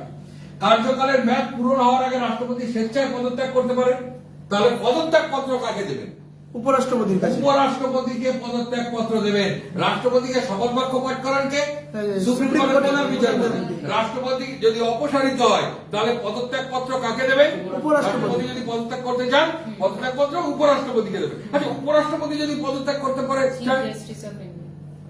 উপরাষ্ট্রপতি যদি পদত্যাগ করতে চায় তাহলে পদত্যাগ পত্র কাকে দেবেন? রাষ্ট্রপতিকে। উপরাষ্ট্রপতিকে শপথ বাক্য পাঠ করাবেন কে? রাষ্ট্রপতি। ঠিক আছে? একদম স্যার। আচ্ছা, ইমপিচমেন্টের মাধ্যমে তাকে পদচ্যুত করা যায়। বিদায়ী রাষ্ট্রপতি ইচ্ছা করলে পুনরায় রাষ্ট্রপতি পদে নির্বাচিত হতে পারেন। অর্থাৎ ভারতে একজন রাষ্ট্রপতি কতবার রাষ্ট্রপতি হতে পারবেন সেই কথা কোথাও বলা নেই। যেমন মার্কিন প্রেসিডেন্ট একটা নির্দিষ্ট টার্ম অর্থাৎ কবার নির্বাচিত হতে পারেন সেটা বলা আছে, সর্বাধিক তিনি 2 বার নির্বাচিত হতে পারেন। কিন্তু ভারতের ক্ষেত্রে রাষ্ট্রপতি একাধিকবার নির্বাচিত হতে পারেন যতবার ইচ্ছা। আচ্ছা, 57 নম্বর ধারা, একজন ব্যক্তি কতবার রাষ্ট্রপতি হতে পারবেন? এলিজিবিলিটি অফ রি-ইলেকশন, সর্বাধিক কতবার রাষ্ট্রপতি পুনর্নির্বাচিত হতে পারবেন সে সময়ে কোনো ঊর্ধ্বসীমা বা কতবার হতে পারবেন সেটা বলা নেই। আজ পর্যন্ত একজন মাত্র ভারতীয় রাষ্ট্রপতি পরপর 2টো টার্মের জন্য রাষ্ট্রপতি পদ অলংকৃত করেছেন, তার নাম ডক্টর রাজেন্দ্র প্রসাদ। ডক্টর রাজেন্দ্র প্রসাদ, স্বাধীন ভারতের প্রথম রাষ্ট্রপতি। রাষ্ট্রপতির বেতন ও ভাতা, রাষ্ট্রপতি কি কি পান? রাষ্ট্রপতির বেতন ও ভাতা হচ্ছে 5 লক্ষ টাকা বেতন পান এবং এই বেতনটা tax free, 100% exempted from tax। 100% tax free. তাহলে 5 লক্ষ টাকা রাষ্ট্রপতির বেতন। অবসরকালীন ভাতা, এটা 5 লক্ষ না, 5 লক্ষই, 5 লক্ষই বেড়েছে, বেড়ে গেছে। 5 লক্ষ টাকা। অবসরকালীন ভাতা কি? 1.5 লক্ষ টাকা। বিনামূল্যে যাবতীয় শারীরিক চিকিৎসা পরীক্ষা সমস্ত ফ্যাসিলিটি। রাইসিনা হিলসে বিনামূল্যে থাকবার ব্যবস্থা। রাইসিনা হিলস মানে রাষ্ট্রপতি ভবন, রাষ্ট্রপতি ভবনে বিনামূল্যে থাকবার ব্যবস্থা। আর কি? রাষ্ট্রপতির বিশেষ গাড়ি custom build Mercedes Benz S600, এটা রাষ্ট্রপতি পেয়ে থাকেন। রাষ্ট্রপতি ভবনে কর্মচারীদের বেতনের জন্য বরাদ্দ একটা বড় অঙ্কের অর্থ থাকে। আর কি হয়? বিনামূল্যে 2টো ল্যান্ডলাইন আর একটা মোবাইল ফোন পেয়ে থাকে। আর কি? ব্যক্তিগত নিরাপত্তা রক্ষী সহ পুরো নিরাপত্তা ব্যবস্থা থাকে। আর কি? বিমান আর ট্রেনে সঙ্গী সহ বিনামূল্যে যাতায়াতের ব্যবস্থা থাকে রাষ্ট্রপতির জন্য। তাহলে রাষ্ট্রপতির জন্য কি কি থাকে? 1.5 লক্ষ, প্রথমে 5 লক্ষ টাকা মাইনে থাকে। একদম। তিনি যদি রিটায়ার করেন অবসরকালীন ভাতা কি পাবেন? 1.5 লক্ষ টাকা। আর কি থাকে? শারীরিক চিকিৎসা, সমস্ত রকম পরীক্ষা নিরীক্ষা করবার ব্যবস্থা, সেগুলো সব ফ্রি। আর রাইসিনা হিলসে বিনামূল্যে থাকবার ব্যবস্থা। খাবারটা নিশ্চয়ই বলা লাগবে না, খাবারটার ব্যবস্থা। আচ্ছা, রাষ্ট্রপতি বিশেষ গাড়ি মার্সিডিজ বেঞ্জ মার্সিডিজ বেঞ্জ। রাষ্ট্রপতি ভবনে কর্মচারীদের বেতনের জন্য বরাদ্দ থাকে বড় অংশের একটা অর্থ। ব্যক্তিগত নিরাপত্তা রক্ষী সহ নিরাপত্তা ব্যবস্থা, 2টো ল্যান্ডলাইন একটা মোবাইল ফোন। বিমানে এবং ট্রেনে অর্থাৎ প্লেনে আর ট্রেনে সঙ্গী সহ বিনামূল্যে যাতায়াতের ব্যবস্থা, এইগুলো রাষ্ট্রপতির জন্য থাকে। চলো এবার রাষ্ট্রপতির পদচ্যুতি, এটা খুব ইম্পর্টেন্ট একটা ধারা 61। রাষ্ট্রপতির পদচ্যুতি অর্থাৎ ইমপিচমেন্ট প্রক্রিয়া কত নম্বর ধারা? 61। 61 নম্বর ধারা রাষ্ট্রপতিকে অপসারণ করা যায় বা প্রসিডিওর অফ ইমপিচমেন্ট। রাষ্ট্রপতি সংবিধান বিরোধী কাজ করেছেন, এটা খুব ইম্পর্টেন্ট। রাষ্ট্রপতি সংবিধান বিরোধী কাজ করেছেন বা সংবিধানকে ভায়োলেট করেছেন, এই অভিযোগে শুধুমাত্র রাষ্ট্রপতির ইমপিচমেন্ট প্রক্রিয়া শুরু করা যায়, অন্য কোনো কারণের জন্য করা যায় না। রাষ্ট্রপতিকে বরখাস্ত বা ইমপিচমেন্ট করা যেতে পারে। ইমপিচমেন্ট প্রস্তাব দিয়ে উত্থাপিত হতে পারে কোথায়? লোকসভা বা রাজ্যসভা, যে কোনো একটিতে। রাষ্ট্রপতির ইমপিচমেন্ট প্রক্রিয়ায় রাষ্ট্রপতিকে অপসারণ করা হবে, এটা বলা হবে হয় লোকসভায় না হলে রাজ্যসভায়। লোকসভা রাজ্যসভা দুটোকে একসঙ্গে মিলিয়ে বলা যাবে না স্যার, না। এই প্রক্রিয়াটা আলাদা আলাদা ভাবে করতে হবে, হয় লোকসভায় করতে হবে না হলে রাজ্যসভায়। রাজ্যসভায়। যে কোনো কক্ষে তুমি আগে করতে পারো, তাতে কোনো অসুবিধা নেই। আচ্ছা, প্রস্তাবটি সপক্ষে সংশ্লিষ্ট কক্ষের, যে কক্ষে তুমি ওই প্রস্তাব আনবে সেই কক্ষের 25% সংসদের স্বাক্ষর হওয়া দরকার। 25% সাংসদ কি করবে? সেটাতে বলবে যে হ্যাঁ, রাষ্ট্রপতি বিধিভঙ্গ করেছে। ইমপিচমেন্ট প্রস্তাব উত্থাপনের 14 দিন আগে এই বিষয়ে একটা নোটিশ দিতে হবে। রাষ্ট্রপতির ইমপিচমেন্ট প্রস্তাব ওই হাউসে আসছে, তার 14 দিন আগে একবার একটা নোটিশ দিতে হবে। এইবার যে কক্ষে এলো, ভালো করে বুঝে নাও, রাষ্ট্রপতিকে ইমপিচমেন্ট করা হবে। যে কক্ষে ওই বিলটা আনবে ওই কক্ষের 25%, 1/4, 25% মানে 1/4, 1/4 ওই কক্ষের সদস্য দ্বারা ওইটা সমর্থিত হতে হবে, স্বাক্ষর হতে হবে। কেমন? এইবার রাষ্ট্রপতির ইমপিচমেন্ট প্রক্রিয়া শুরু করে কি করলে ওই কক্ষে রাষ্ট্রপতির ইমপিচমেন্ট নিয়ে আলোচনা হবে, এটা 14 দিন আগে নোটিশ দিতে হবে। আগে তো সই করতে হবে, তারপরে আবার 14 দিন আগে নোটিশ দিতে হবে যে এই কক্ষে এটা আনছি। ক্লিয়ার? ওই কক্ষের 2/3 মেজরিটিতে ওটাকে পাস করে দিতে হবে। এইবার ওই বিলটা অন্য কক্ষে গেল। অন্য কক্ষে যখন যাবে তখন রাষ্ট্রপতিকে আত্মপক্ষ সমর্থনের সুযোগ দিতে হবে।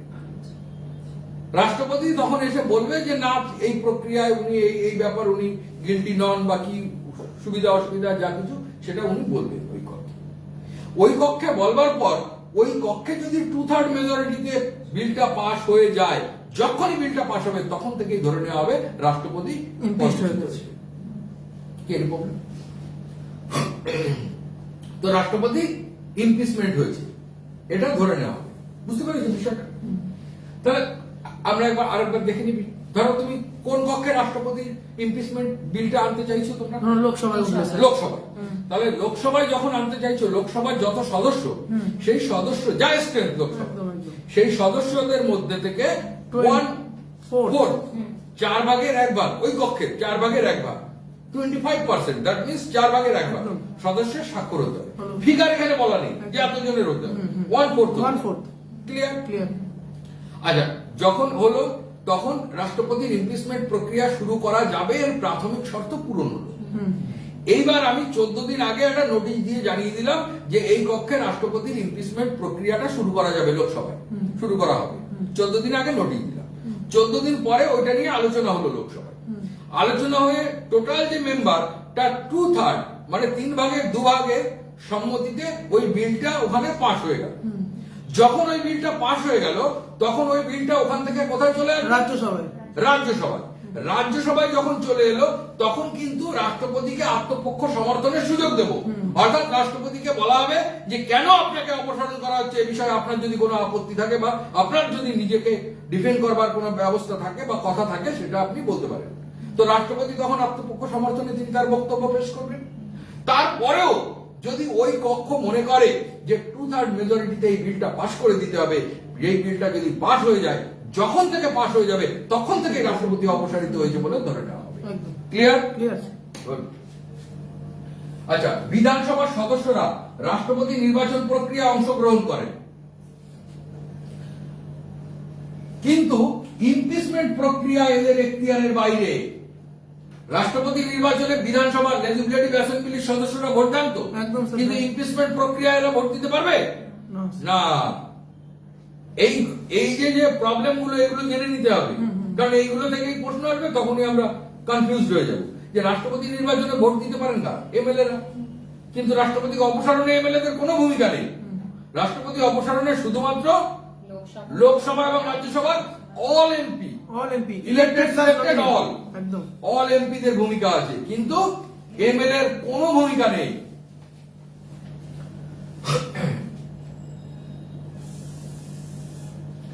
আচ্ছা, সংসদের মনোনীত সদস্যরা অর্থাৎ সিলেক্টেড মেম্বার, রাজ্যসভায় 12 জন আর লোকসভায় 2 জন, এরা রাষ্ট্রপতি নির্বাচনে ভোট দিতে পারেন না, কিন্তু ইমপিচমেন্টে এরা অংশগ্রহণ করতে পারবে। একদম পারবে।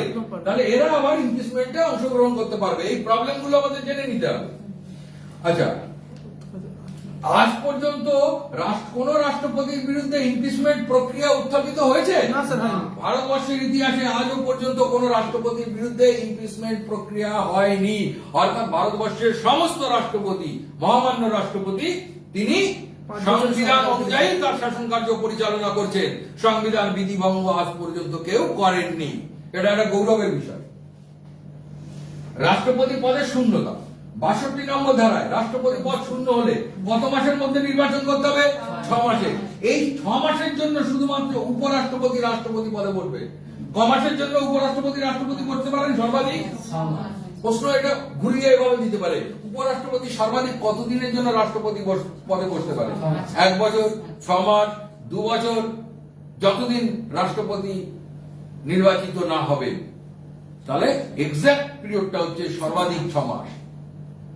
ঠিক, যতদিন রাষ্ট্রপতি নির্বাচিত না হবেন মানে রাষ্ট্রপতি নির্বাচিত হতেই হবে, সেটা 6 মাসের মধ্যে ভোট করতেই হবে। ওই 6 মাস কাল রাষ্ট্রপতি পদে স্থলাভিষিক্ত হবে।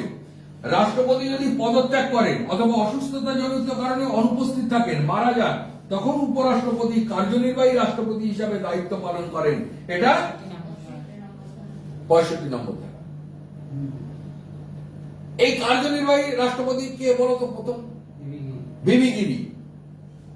স্যার একটা বক্তব্য আছে, ধরুন 2 বছরের মধ্যে যদি রাষ্ট্রপতিকে সরিয়ে দেওয়া হয়, ইমপিচ করে দেওয়া হয়, 5 বছর সময়কালের মধ্যে 2 বছর ধরুন, 2 বছরের মধ্যে রাষ্ট্রপতি ইমপিচমেন্ট হলো, রাষ্ট্রপতি, হ্যাঁ বলো তুমি। তারপরে স্যার যে বাকি 3 বছরের সময়কালটা থাকছে, তখন কি হবে? স্যার এই জায়গাটা একটু ক্লিয়ার। ব্যাপারটা হলো, কোন রাষ্ট্রপতি পদে আসীন হলে, রাষ্ট্রপতি পদে আসীন হওয়ার পরে 2 বছরের মধ্যে দেখা গেল তিনি সংবিধান বিধিভঙ্গন করেছেন, তাকে ইমপিচমেন্ট করে সরিয়ে দেওয়া।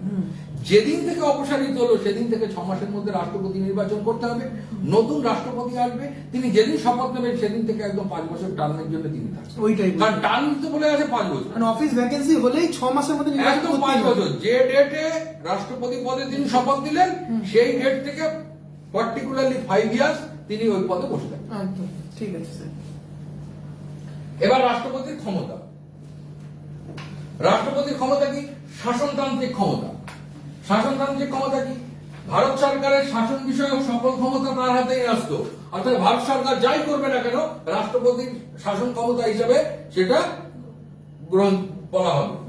রাষ্ট্রপতির নামেই সম্পাদিত হবে, এটা 71 77-এর 1 নম্বর ধারা। তিনি নিজে বা তার অধস্তন কর্মচারীদের মাধ্যমে শাসন কার্য পরিচালনা করেন, 53 নম্বর ধারা। রাষ্ট্রপতি নিজে বা তার অধস্তন কর্মচারী বলতে কাকে কাকে বোঝানো হচ্ছে?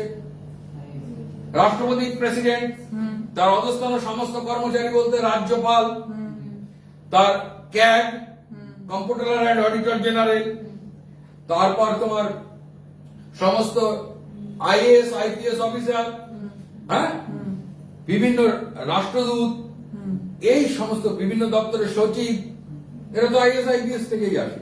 এরা সমস্ত কার দ্বারা নিয়োগ হন?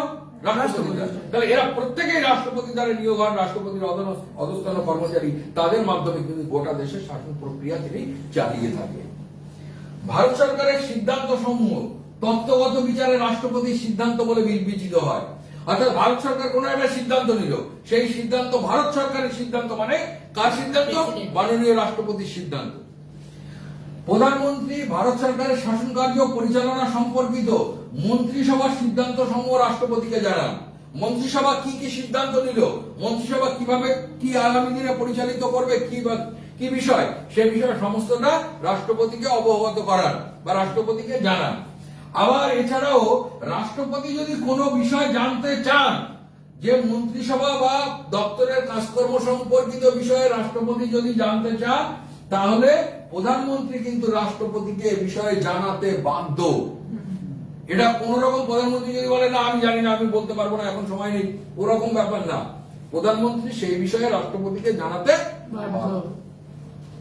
নিয়োগ সংক্রান্ত ক্ষমতা, রাষ্ট্রপতি বিভিন্ন সাংবিধানিক উচ্চ পদ, প্রধানমন্ত্রী, কেন্দ্রীয় মন্ত্রিসভার সদস্য, প্রধানমন্ত্রী মানে প্রাইম মিনিস্টার, কেন্দ্রীয় মন্ত্রিসভার সদস্য মানে অল মিনিস্টার সেন্ট্রাল গভর্নমেন্টের, আর কি রাজ্যপাল, প্রত্যেকটা স্টেটের রাজ্যপাল, একাধিক স্টেটেও একজন রাজ্যপাল থাকতে পারে।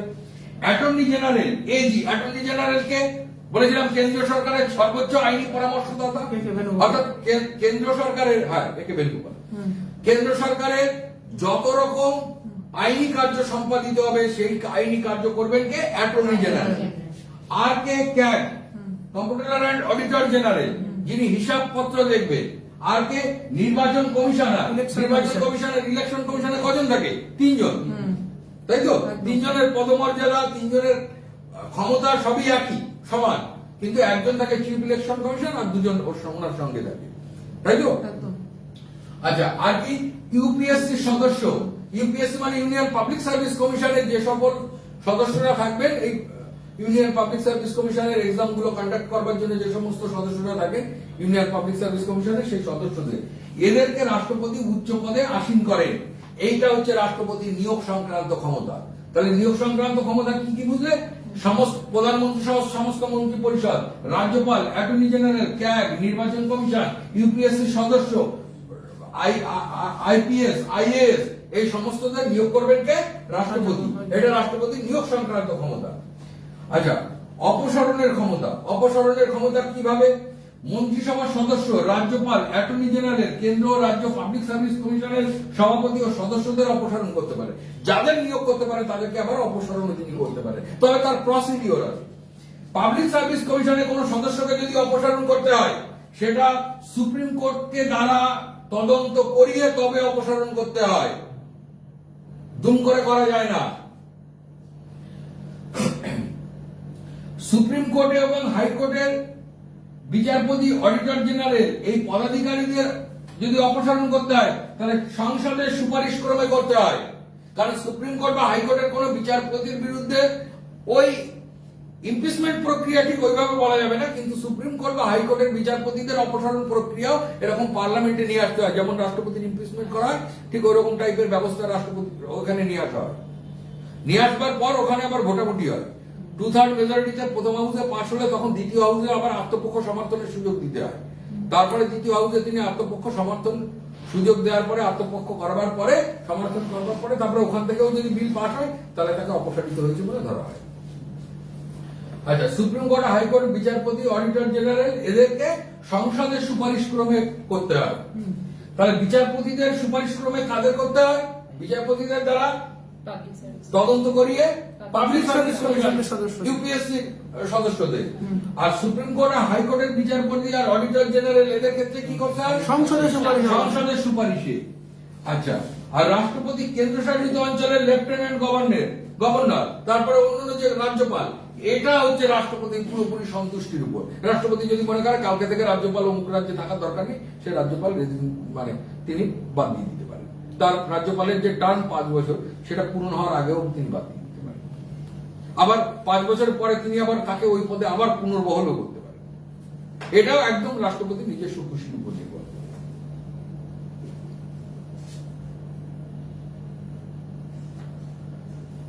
রাষ্ট্রপতির বিচার বিভাগীয় ক্ষমতা, হাইকোর্ট, সুপ্রিম কোর্টের বিচারপতিগণ কার দ্বারা নিযুক্ত হন?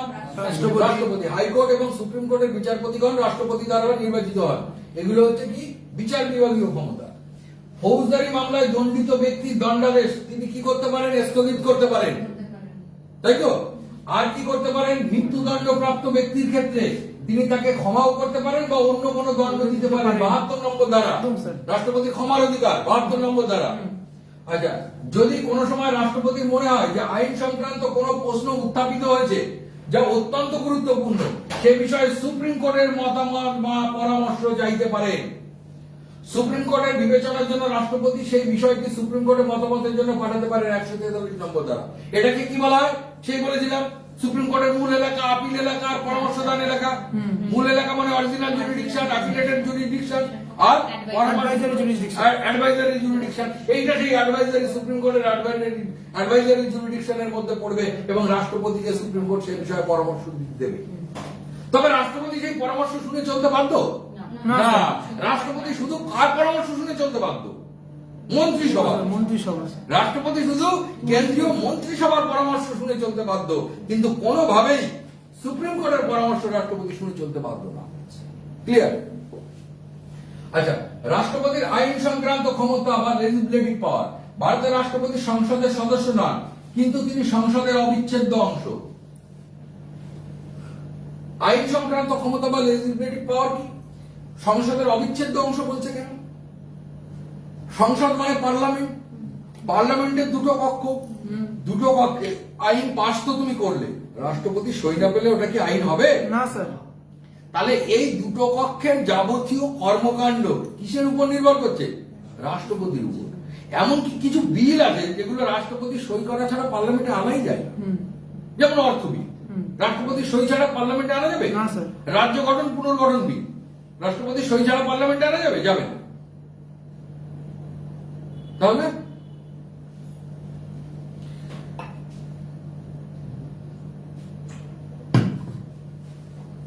রাষ্ট্রপতির ক্ষমতা ও দায়িত্বের মধ্যে পড়ে সাধারণ নির্বাচনের পর প্রথম, মানে সাধারণ নির্বাচনের পর প্রথম এবং বছর শুরুর প্রথম অধিবেশন তিনি আহ্বান করেন। প্রত্যেকটা সাধারণ নির্বাচন মানে লোকসভা নির্বাচন, প্রত্যেকটা লোকসভা নির্বাচনের পর যে প্রথম অধিবেশন, সেই প্রথম অধিবেশনটা তিনি কে আহ্বান করেন? রাষ্ট্রপতি। এবং বছরের প্রথম অধিবেশন কে আহ্বান করবে? রাষ্ট্রপতি। এবং সেখানে রাষ্ট্রপতি তার নিজস্ব ভাষণ দিয়ে থাকে। ক্লিয়ার? তাহলে প্রত্যেকটা লোকসভা নির্বাচনের পর প্রথম যে অধিবেশন, সেই অধিবেশন, রাজ্যসভা তো ভাঙে না, রাজ্যসভা তো স্থায়ী কক্ষ, লোকসভা হচ্ছে অস্থায়ী। লোকসভা একটা সময় পদে ভেঙে দেওয়া হয়, তারপর আবার ভোট করে নতুন করে আবার লোকসভা গঠিত হয়, তাই তো? সেগুলো তোমরা আবার আরো ডিটেল জানবে যখন লোকসভা পড়ানো হবে, তখন বলা হবে। যেমন লেম ডাক কাদের বলা হয়। হ্যাঁ, তো নতুন করে যখন লোকসভা নির্বাচন হলো, তাহলে লোকসভায় যে সদস্যরা এলো, তখন রাষ্ট্রপতি প্রথম যে অধিবেশন, সেই অধিবেশনটা রাষ্ট্রপতি ডাকেন এবং বছরের প্রথম অধিবেশনটা তিনি আহ্বান করেন। আচ্ছা, লোকসভা রাজ্যসভার যৌথ অধিবেশন রাষ্ট্রপতি আহ্বান করেন। জয়েন্ট সেশনের ব্যবস্থা বলা আছে না? এর আগে বলেছি না যে সাধারণভাবে বিল পাস করবার একটি পদ্ধতি আছে, আর 368 নম্বর সংবিধান সংশোধনীর বিষয়ে একটা পদ্ধতি আছে। সংবিধান 368 নম্বর ধারায় দুটো পদ্ধতি, আর সাধারণভাবে একটি পদ্ধতি, এই মোট তিনটি পদ্ধতি।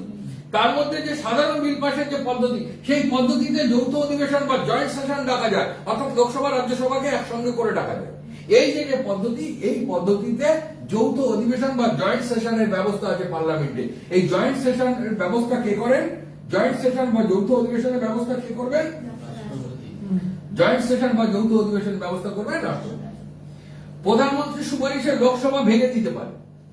যদি মন্ত্রিসভার সিদ্ধান্ত হয়, তখন প্রধানমন্ত্রী সুপারিশ করেন রাষ্ট্রপতিকে, আপনি এখন লোকসভা ভেঙে দিন, তখন রাষ্ট্রপতি লোকসভা ভেঙে দিতে পারে।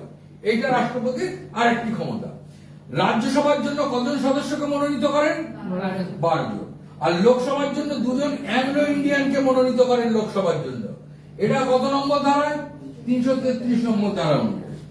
লোকসভা অথবা রাজ্যসভার কোনো কারণে স্পিকার বা চেয়ারপারসন বা ডেপুটি স্পিকার বা ডেপুটি চেয়ারপারসন এরা কোনো কারণে মারা গেলেন বা শূন্যতা সৃষ্টি হলো বা কোনো কারণে এই পদগুলো ভ্যাকেন্ট হলো, রাজ্যসভার কোনো কারণে speaker, chairperson, deputy speaker, deputy chairperson, অর্থাৎ এরা যদি কোনো কারণে ভ্যাকেন্ট হয়, তাহলে কোন যোগ্য সদস্যকে ওই সভা পরিচালনা করবার দায়িত্ব দিয়ে থাকে। এটাও রাষ্ট্রপতি করে থাকে। কোন বিল আইনসভার উভয় পক্ষে পাশ হওয়ার পর রাষ্ট্রপতি স্বাক্ষর লাভ করলে তবে এটা আইনে পরিণত হয়। রাষ্ট্রপতির স্বাক্ষর ব্যতি রেখে আইনসভায় অনুমোদিত কোন বিল আইনের স্বীকৃতি পেতে পারে না। রাষ্ট্রপতি যদি সই না করে, তাহলে সেটা আইনে পরিণত হতে পারে না। অর্থ বিল, অন্যান্য বিলের ক্ষেত্রে রাষ্ট্রপতি চাইলে কোন বিলে স্বাক্ষর প্রদানের আগে পুনর্বিবেচনার জন্য আইনসভায় পাঠাতে পারে। কোন বিল চাইলে রাষ্ট্রপতি আবার সেটা পুনর্বিবেচনার জন্য আগে পাঠাতে পারে। অর্থ বিলের ক্ষেত্রে বিলটি আইনসভায় অনুমোদন লাভের পর রাষ্ট্রপতির কাছে এলে রাষ্ট্রপতি অবিলম্বে বিলটিকে সই করতে বাধ্য। অর্থ বিলের ক্ষেত্রে শুধু নয়, অর্থ বিল আর সংবিধান সংশোধন বিল, অর্থ বিল আর সংবিধান সংশোধন বিল রাষ্ট্রপতি সই করতে বাধ্য। শুধু অর্থ বিলের ক্ষেত্রে রাষ্ট্রপতি ওই অর্থ বিলটাকে পুনরায় আর ফেরত পাঠাতে পারবে না। অর্থ বিলের ক্ষেত্রে আসার সঙ্গে সঙ্গে সই করে দেবে। আর সংবিধান সংশোধনী বিল হচ্ছে একবার মাত্র তিনি প্রেরণ করতে পারেন, যে বাবু তোমরা আরেকবার ভেবে দেখো কাজটা কি ঠিক করছো। তারপরেও যদি সেই বিলটা রাষ্ট্রপতির কাছে যায়, রাষ্ট্রপতি সই করতে পারে। স্যার 2/3 মেজরিটিতে পাঠাতে হয় না স্যার দ্বিতীয়বার? যে কোনো সংবিধান সংশোধনী বিল সবসময় 2/3 মেজরিটিতে পাস হবে। ঠিক। এবং সংবিধান সংশোধনী কোনো বিল 368 নম্বর ধারার বাইরে গিয়ে সংশোধন করা যায় না। সাধারণ সংখ্যাগরিষ্ঠতায় গিয়ে সংবিধান সংশোধন করবার যে প্রক্রিয়া, সেটার মধ্যে সংবিধান সংশোধনী বিল নেই। আচ্ছা। সাধারণ সংখ্যাগরিষ্ঠতার মাধ্যমে রাজ্য গঠন, পুনর্গঠন এই সমস্ত বিষয় হতে পারে, কিন্তু সংবিধানের ধারা বা সংবিধানের কিছু সংশোধনী বিল যদি হয় সেটা 368 নম্বর ধারায় সংবিধান সংশোধন।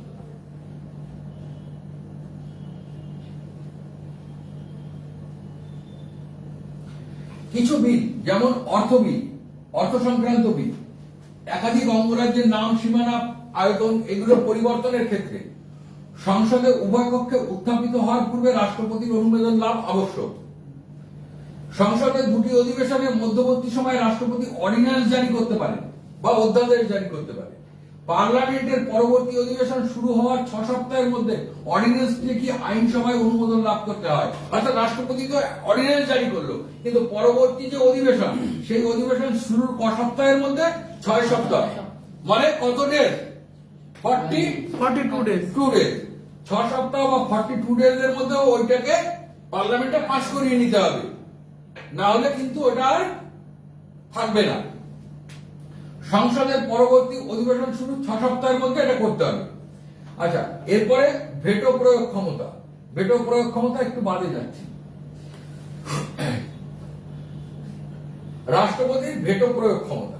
ভেটো প্রয়োগ ক্ষমতা কি? আমরা আগেই বললাম যে রাষ্ট্রপতির কাছে যদি রাষ্ট্রপতি মন্ত্রিসভার সিদ্ধান্ত মেনে চলতে বাধ্য। রাষ্ট্রপতির কাছে যদি সংবিধান সংশোধনী কোনো বিল আসে, তাহলে রাষ্ট্রপতি সেই সংবিধান সংশোধনী বিল একবার মাত্র পুনর্বিবেচনায় পাঠাতে পারে, দ্বিতীয়বার সেটাতে সই করতে হবে। অর্থ বিলের ক্ষেত্রে এটুকু অধিকারও নেই, রাষ্ট্রপতি অর্থ বিল যদি পার্লামেন্ট থেকে পাস হয়ে আসে সেটাতে তিনি সই করতে বাধ্য। ক্লিয়ার? কিন্তু কিছু বিল আছে যেগুলোর ক্ষেত্রে রাষ্ট্রপতি ভেটো দিতে পারে। এই ভেটো করকম হয়? ভেটো সাধারণত 3 ধরনের ভেটো হয়। অ্যাবসুলেট ভেটো বা চূড়ান্ত ভেটো, অ্যাবসুলেট ভেটো বা চূড়ান্ত ভেটো, সাসপেন্সিভ ভেটো, আর সাসপেন্সিভ ভেটো মানে নিলম্বিত ভেটো, আর আরেকটা হচ্ছে পকেট ভেটো। এই 3 রকম ভেটো হয়ে থাকে। এই ভেটো প্রয়োগ করতে পারে। অ্যাবসুলেট ভেটো বা চূড়ান্ত ভেটো এটা দেয়া যায় কিসের বিরুদ্ধে, মানে কিসের ব্যাপারে? শুধুমাত্র প্রাইভেট মেম্বার বিল। বিল কত রকমের হয়? 2 রকমের, সরকারি বিল আর বেসরকারি বিল। বেসরকারি বিল দ্যাট মিন্স প্রাইভেট মেম্বার বিল, আর একটা সরকারি বিল। সরকারি বিল সাধারণত সরকার পক্ষ এরা নিয়ে এসে থাকে। ঠিক আছে? আচ্ছা, এই প্রাইভেট মেম্বার যে বিল আনবে সেই বিলটাকে নিষ্ক্রিয় করবার জন্য রাষ্ট্রপতি ভেটো প্রয়োগ করতে পারে। ঠিক আছে? এবং এই কারণে মন্ত্রী পরিষদ কাছে প্রেরিত হওয়ার পর যদি আরেকটা কারণ হতে পারে, দেখা গেল যে লোকসভা, ভালো করে বোঝো, লোকসভা হলো, লোকসভায় একটা বিল এনেছিল, কিন্তু পরবর্তী লোকসভায় আগের গভর্নমেন্ট আর রইল না। এইবার ওই বিলটা ক্ষেত্রে রাষ্ট্রপতি কি করতে পারে? স্বাক্ষর না করে ওটাকে ভেটো দিয়ে রেখে দিতে পারে। স্যার আরেকবার বলুন স্যার। বলছি দেখো, প্রাইভেট মেম্বার বিল যেটা, সেই প্রাইভেট মেম্বার বিলে তো ভেটো ছিল। তাহলে এবার সরকারি বিলের ক্ষেত্রে কি হয়? সরকারি বিলের ক্ষেত্রে তো বলা আছে রাষ্ট্রপতি মন্ত্রিসভার পরামর্শ মেনে চলতে বাধ্য। সরকারি বিল রাষ্ট্রপতির কাছে গেল, রাষ্ট্রপতি সই না করে বললো, একবার ফেরত পাঠিয়ে বললো তোমরা আরেকবার দেখো। তারপর দ্বিতীয়বার গেল, দ্বিতীয়বার গেলে রাষ্ট্রপতি তো মন্ত্রিসভার পরামর্শ মেনে ওটাতে সই করে দেবে। কিন্তু এই মধ্যে হঠাৎ করে ওই লোকসভাটা ভেঙে গেল, ভেঙে গিয়ে নতুন লোকসভা এলো, এবং নতুন লোকসভাতে আগের যে গভর্নমেন্ট ছিল সেই গভর্নমেন্ট আর নেই, নতুন গভর্নমেন্ট এলো, তাহলে আগের গভর্নমেন্টের কাজটা ও কি করতে দেবে? ও তখন রাষ্ট্রপতিকে পরামর্শ দিল যে না আপনি ওটাকে ভেটো দিয়ে রাখবেন। সেক্ষেত্রে রাষ্ট্রপতি এই অ্যাবসোলিউট ভেটো প্রয়োগ করে বিলটাকে বাতিল করে দেয়। বোঝা গেল? তাহলে এই দুটো কারণে, একটা প্রাইভেট মেম্বার বিলে করা যায়, আর যদি সরকার পরিবর্তন হয় এবং পার্লামেন্ট ভেঙে গিয়ে নতুন সরকার গঠিত হয়, তখন যদি তারা পরামর্শ দেয় সেক্ষেত্রে। ক্লিয়ার? সাসপেন্স ভেটো, যখন রাষ্ট্রপতি সরাসরি ভেটো প্রয়োগ না করে বিলটি পুনর্বিবেচনার জন্য সংসদে প্রেরণ করে, কিন্তু বিলটি সংসদে কোনো পরিবর্তন না করে পুনরায় রাষ্ট্রপতির কাছে স্বাক্ষর দানের উদ্দেশ্যে পাঠান, তখন রাষ্ট্রপতি এই সাসপেন্সিভ ভেটো প্রয়োগ করে। অর্থাৎ সই করছি এত ব্যস্ত কি আছে, ঠিক আছে, সাসপেন্স করে ওটা রেখে দিত। আচ্ছা, আর পকেট ভেটো কি? যেহেতু সংসদ অনুমোদন লাভের পর রাষ্ট্রপতির কাছে আসে এবং স্বাক্ষর লাভের জন্য, তখন তিনি কতদিনের মধ্যে সেই স্বাক্ষর দিতে হবে সে বিষয়ে কোনো সময়সীমার কথা বলা নেই। তাই বহুদিন ধরে বিলটি সম্পর্কে কোনো সিদ্ধান্ত না গ্রহণ করে তিনি ফেলে রাখতে পারে। এটাকে বলা হয় সাসপেন্সিভ ভেটো। যদি 1986 সালে ভারতের রাষ্ট্রপতি জ্ঞানী জোয়েল সিং পোস্টাল বিলের ক্ষেত্রে এই ভেটো প্রয়োগ করেছিলেন, এই পকেট ভেটো। ভারতের রাষ্ট্রপতি জ্ঞানী জোয়েল সিং কি করেছিলেন? পোস্টাল বিলের ক্ষেত্রে পকেট ভেটো প্রয়োগ করেছিলেন।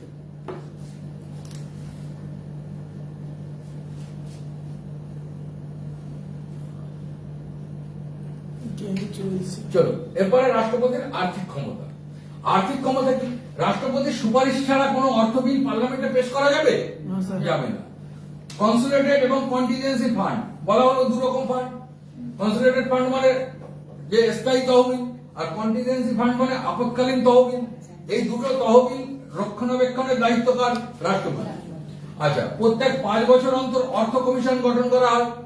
প্রতি 5 ইয়ার্স বলে অর্থ কমিশন গঠন করা হয়। তো এই অর্থ কমিশন গঠন করেন কে? রাষ্ট্রপতি। রাষ্ট্রপতির সামরিক ক্ষমতা।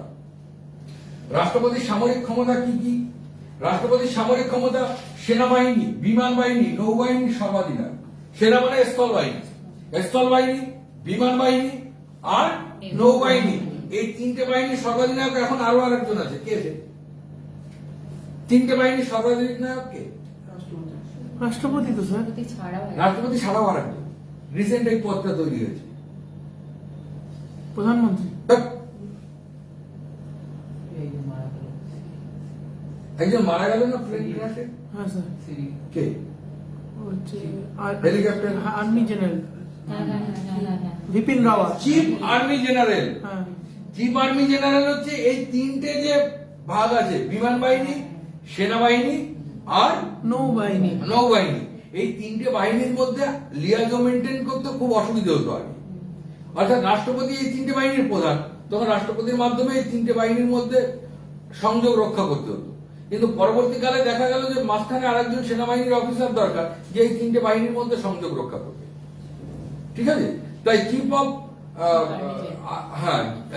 আর্মি জেনারেল অফিসার একজনকে নিয়োগ করা হলো, যে এই তিনটে বাহিনীরই তিনি প্রধান হবে এবং তিনটে বাহিনীর মধ্যে লিয়াজো মেনটেন।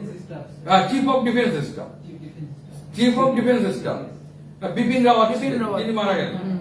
এই চিফ অফ ডিফেন্স স্টাফ যিনি হবেন তার উপরেও হচ্ছে রাষ্ট্রপতি, অর্থাৎ তিনটে বাহিনীর প্রধান এবং তারও প্রধান তিনি হচ্ছে রাষ্ট্রপতি। তাহলে আগে যে সংবিধানের যে বিষয়টা ছিল তিনটে বাহিনীর প্রধান রাষ্ট্রপতি, এখন তিনটে বাহিনীর প্রধান চিফ অফ ডিফেন্স স্টাফ, তারও প্রধান হচ্ছে রাষ্ট্রপতি। কেমন?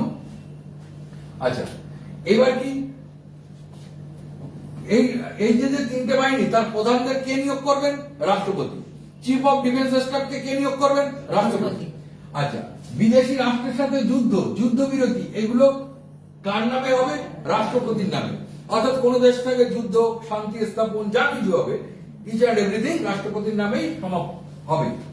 রাষ্ট্রপতির কূটনৈতিক ক্ষমতা, আন্তর্জাতিক মঞ্চে তিনি ভারতের রাষ্ট্রপতি হিসাবে প্রতিনিধিত্ব করেন। আর কি? বিদেশি রাষ্ট্রদূতদের নিয়োগ আর প্রেরণ, বিদেশে ভারতের রাষ্ট্রদূত পাঠাতে হবে। কে পাঠাবে? সেটা সই করে রাষ্ট্রপতি পাঠাবে। আবার বিদেশি রাষ্ট্রদূতরা আসলে তার সেও একটা পরিচয়পত্র নিয়ে আসে, সেই পরিচয়পত্রটা গ্রহণ করবে কি? রাষ্ট্রপতি।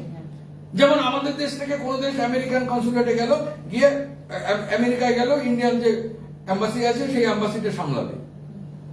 তো তিনি কি করবেন, তার যে আইডেন্টি পরিচয়পত্র তিনি কার কাছে দেবেন? আমেরিকার প্রেসিডেন্টের কাছে। ঠিক একইভাবে আমেরিকার যিনি রাষ্ট্রদূত ভারতে আসবেন তিনি তার পরিচয়পত্র কাকে দেবেন? ভারতের রাষ্ট্রপতির কাছে। তাই ভারতের রাষ্ট্রপতি কি হলো, বিদেশে রাষ্ট্রদূত প্রেরণ বিদেশি আর রাষ্ট্রপতির তাদের গ্রহণ। পরিচয়পত্র দিয়ে থাকে, আবার বিদেশি রাষ্ট্রদূতদের পরিচয়পত্র তিনিই গ্রহণ করেন। আচ্ছা, ভারতবর্ষে যে সমস্ত দ্বিপাক্ষিক, ত্রিপাক্ষিক, বহুপাক্ষিক চুক্তি হয় সেগুলো কার নামে সম্পাদিত হবে? সব রাষ্ট্রপতির নামে সম্পাদিত হবে। অর্থাৎ প্রধানমন্ত্রী সই করলেও সেই জিনিসটা সম্পাদিত হবে কিন্তু রাষ্ট্রপতির নামে হবে, প্রোটোকল অনুযায়ী। রাষ্ট্রপতির জরুরি অবস্থা সংক্রান্ত ঘোষণা, আমরা দেখবো যে রাষ্ট্রপতির জরুরি অবস্থা সংক্রান্ত 3 ধরনের ঘোষণা আছে। আমরা এটা খুব অত্যন্ত ইম্পর্টেন্ট। রাষ্ট্রপতির জরুরি অবস্থা মানে 352 নম্বর ধারা, National জাতীয় emergency। জরুরি অবস্থা বা ন্যাশনাল এমার্জেন্সি। এমার্জেন্সির প্রভিশন 3 রকমের, ন্যাশনাল এমার্জেন্সি, স্টেট এমার্জেন্সি আর আর financial emergency। আর ফিনান্সিয়াল এমার্জেন্সি। ন্যাশনাল এমার্জেন্সি কি 352 নম্বর ধারায়, এই কি করছিস তুই? এদিকে কনসেন্ট্রেট কর। তো ন্যাশনাল এমার্জেন্সিটা কি হচ্ছে, রাষ্ট্রপতি যদি এই মর্মে স্বীকৃত হন যে গোটা দেশের যে প্রশাসনিক ব্যবস্থা সেটা ভেঙে পড়তে চলেছে, বা দেশে আভ্যন্তরীণ গোলযোগ সৃষ্টি হয়েছে, হ্যাঁ, বা কোনো অভ্যুত্থান সৃষ্টি হচ্ছে, এই রকম অবস্থায় রাষ্ট্রপতি গোটা দেশে যে জরুরি অবস্থা জারি করতে পারে সংবিধানের 352 নম্বর ধারা অনুযায়ী, সেটা হচ্ছে জাতীয় জরুরি অবস্থা বা ন্যাশনাল এমার্জেন্সি। এরপর 352 পরে 356। 356টা কি? President rule. 356টা হচ্ছে রাষ্ট্রপতি যদি জানতে পারেন রাজ্যপাল বা কোনো সমর্থিত সূত্র, মানে যে কোনো ভাবে, যে সংশ্লিষ্ট রাজ্য আইন মোতাবেক শাসন কার্য পরিচালনা করছে না, বা ওই রাজ্যের স্থিতাবস্থা নষ্ট হতে চলেছে, তাহলে সংশ্লিষ্ট রাজ্যের রাষ্ট্রপতি যে জরুরি অবস্থা জারি করতে পারে সেটাকে বলা হয় রাজ্যের অচল অবস্থা জনিত জরুরি অবস্থা বা স্টেট এমার্জেন্সি 356 নম্বর ধারা।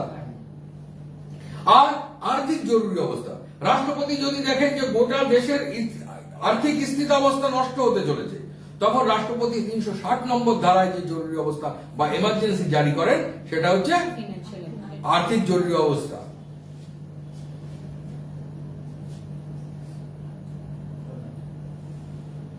আর অন্যান্য ক্ষমতা কি? ইউনিয়ন পাবলিক সার্ভিস কমিশনের সদস্য, রাজ্যপালের বেতন, পৃথক উন্নয়ন পরিষদ গঠন, এইগুলো রাষ্ট্রপতি করে থাকে। রাষ্ট্রপতি আর মন্ত্রী পরিষদের মধ্যে একটা সম্পর্ক আছে।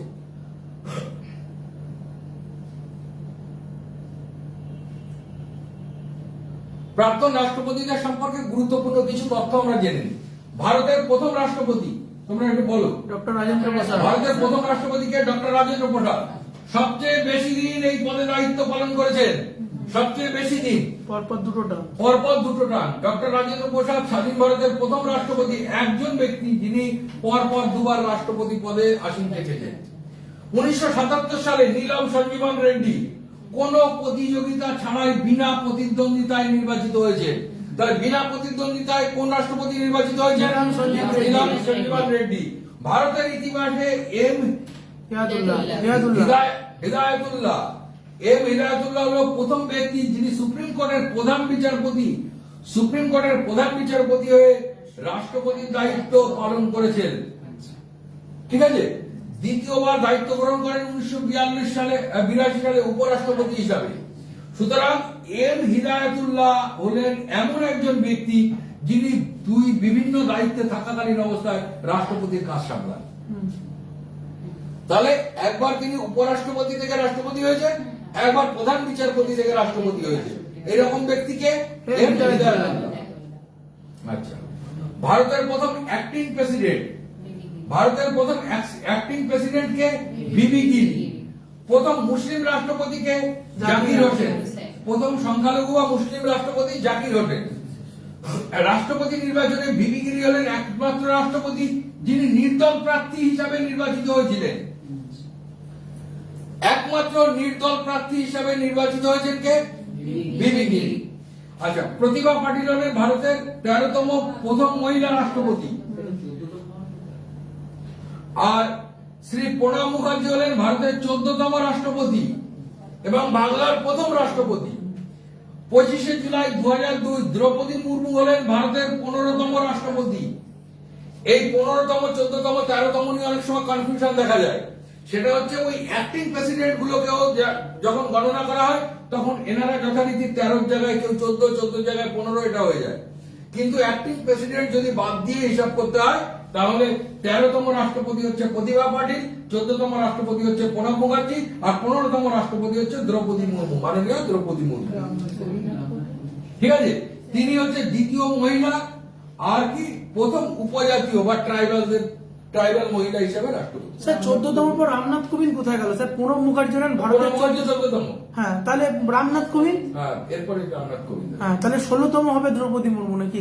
না, দ্রৌপদী মুর্মু 15তম হবে, এটা 12 হবে, এটা 13 হবে। আচ্ছা আর রামনাথ কোবিন্দ হচ্ছে 14তম হবে, আচ্ছা, আর 15তম হচ্ছে দ্রৌপদী। ঠিক আছে। এই যে ইয়ের ক্ষেত্রে এই যে আলাদা এই এক।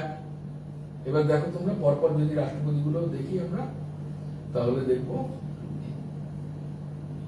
16, এই যে হিসাব মতো দ্রৌপদী মুর্মু 17তম হয়, কিন্তু অ্যাকচুয়ালি 17তম করা যাবে না, কারণ রামনাথ কোবিন্দ রয়েছে, এর মধ্যে অ্যাক্টিং প্রেসিডেন্ট রয়েছে, সেই জন্য ওটা এরকম। এই যে প্রথম প্রেসিডেন্ট রাজেন্দ্র প্রসাদ, তারপরে প্রেসিডেন্ট সর্বপল্লী রাধাকৃষ্ণন, তারপরে জাকির হোসেন, তারপরে ভিভি গিরি। এই যে ভিভি গিরি হচ্ছে ভারপ্রাপ্ত রাষ্ট্রপতি, ঠিক আছে। আচ্ছা, তারপরে মোহাম্মদ হিদায়তুল্লাহ ভারপ্রাপ্ত রাষ্ট্রপতি, এর নাম্বারিং করা আছে না, এই জন্য এই দুজন কাউন্টিং এ এগিয়ে যাচ্ছে। তারপরে হচ্ছে আবার ভিভি গিরি, তারপরে ফারুকুদ্দিন আলী আহমেদ, তারপরে বাসপা ধন্যবাদ, যাত্রী, তারপর নীলম সঞ্জীবাস রেড্ডি, তারপর জোয়েল সিং, তারপর রাধাস্বামী বেঙ্কট রমন, তারপর শঙ্কর দয়াল শর্মা, কেশরীলাল রমন, কে আর নারায়ণন, এপিজে আব্দুল কালাম, তারপর প্রতিভা পাটিল, প্রণব মুখোপাধ্যায়, রামনাথ কোবিন্দ এবং সর্বশেষ হচ্ছে দ্রৌপদী মুর্মু। তাহলে ওই যে দুজন অ্যাক্টিং প্রেসিডেন্ট, ওই দুজন বাদ যাবে, বাদ গেলে যথারীতি 15তম ইনি হয়ে যাবেন। তোমাদের যেটা বক্তব্য ছিল এই যে স্যার 15তম প্রণব মুখোপাধ্যায়, দুজন যদি বাদ যায় তাহলে ইনি হয়ে যাবেন 13তম, রামনাথ কোবিন্দ হয়ে যাবেন 14তম, আর দ্রৌপদী মুর্মু হয়ে যাবেন 15তম। বুঝতে পেরেছো? ওই দুজন যদি বাদ যায়। ঠিক আছে। ক্লিয়ার? ঠিক আছে। চলো।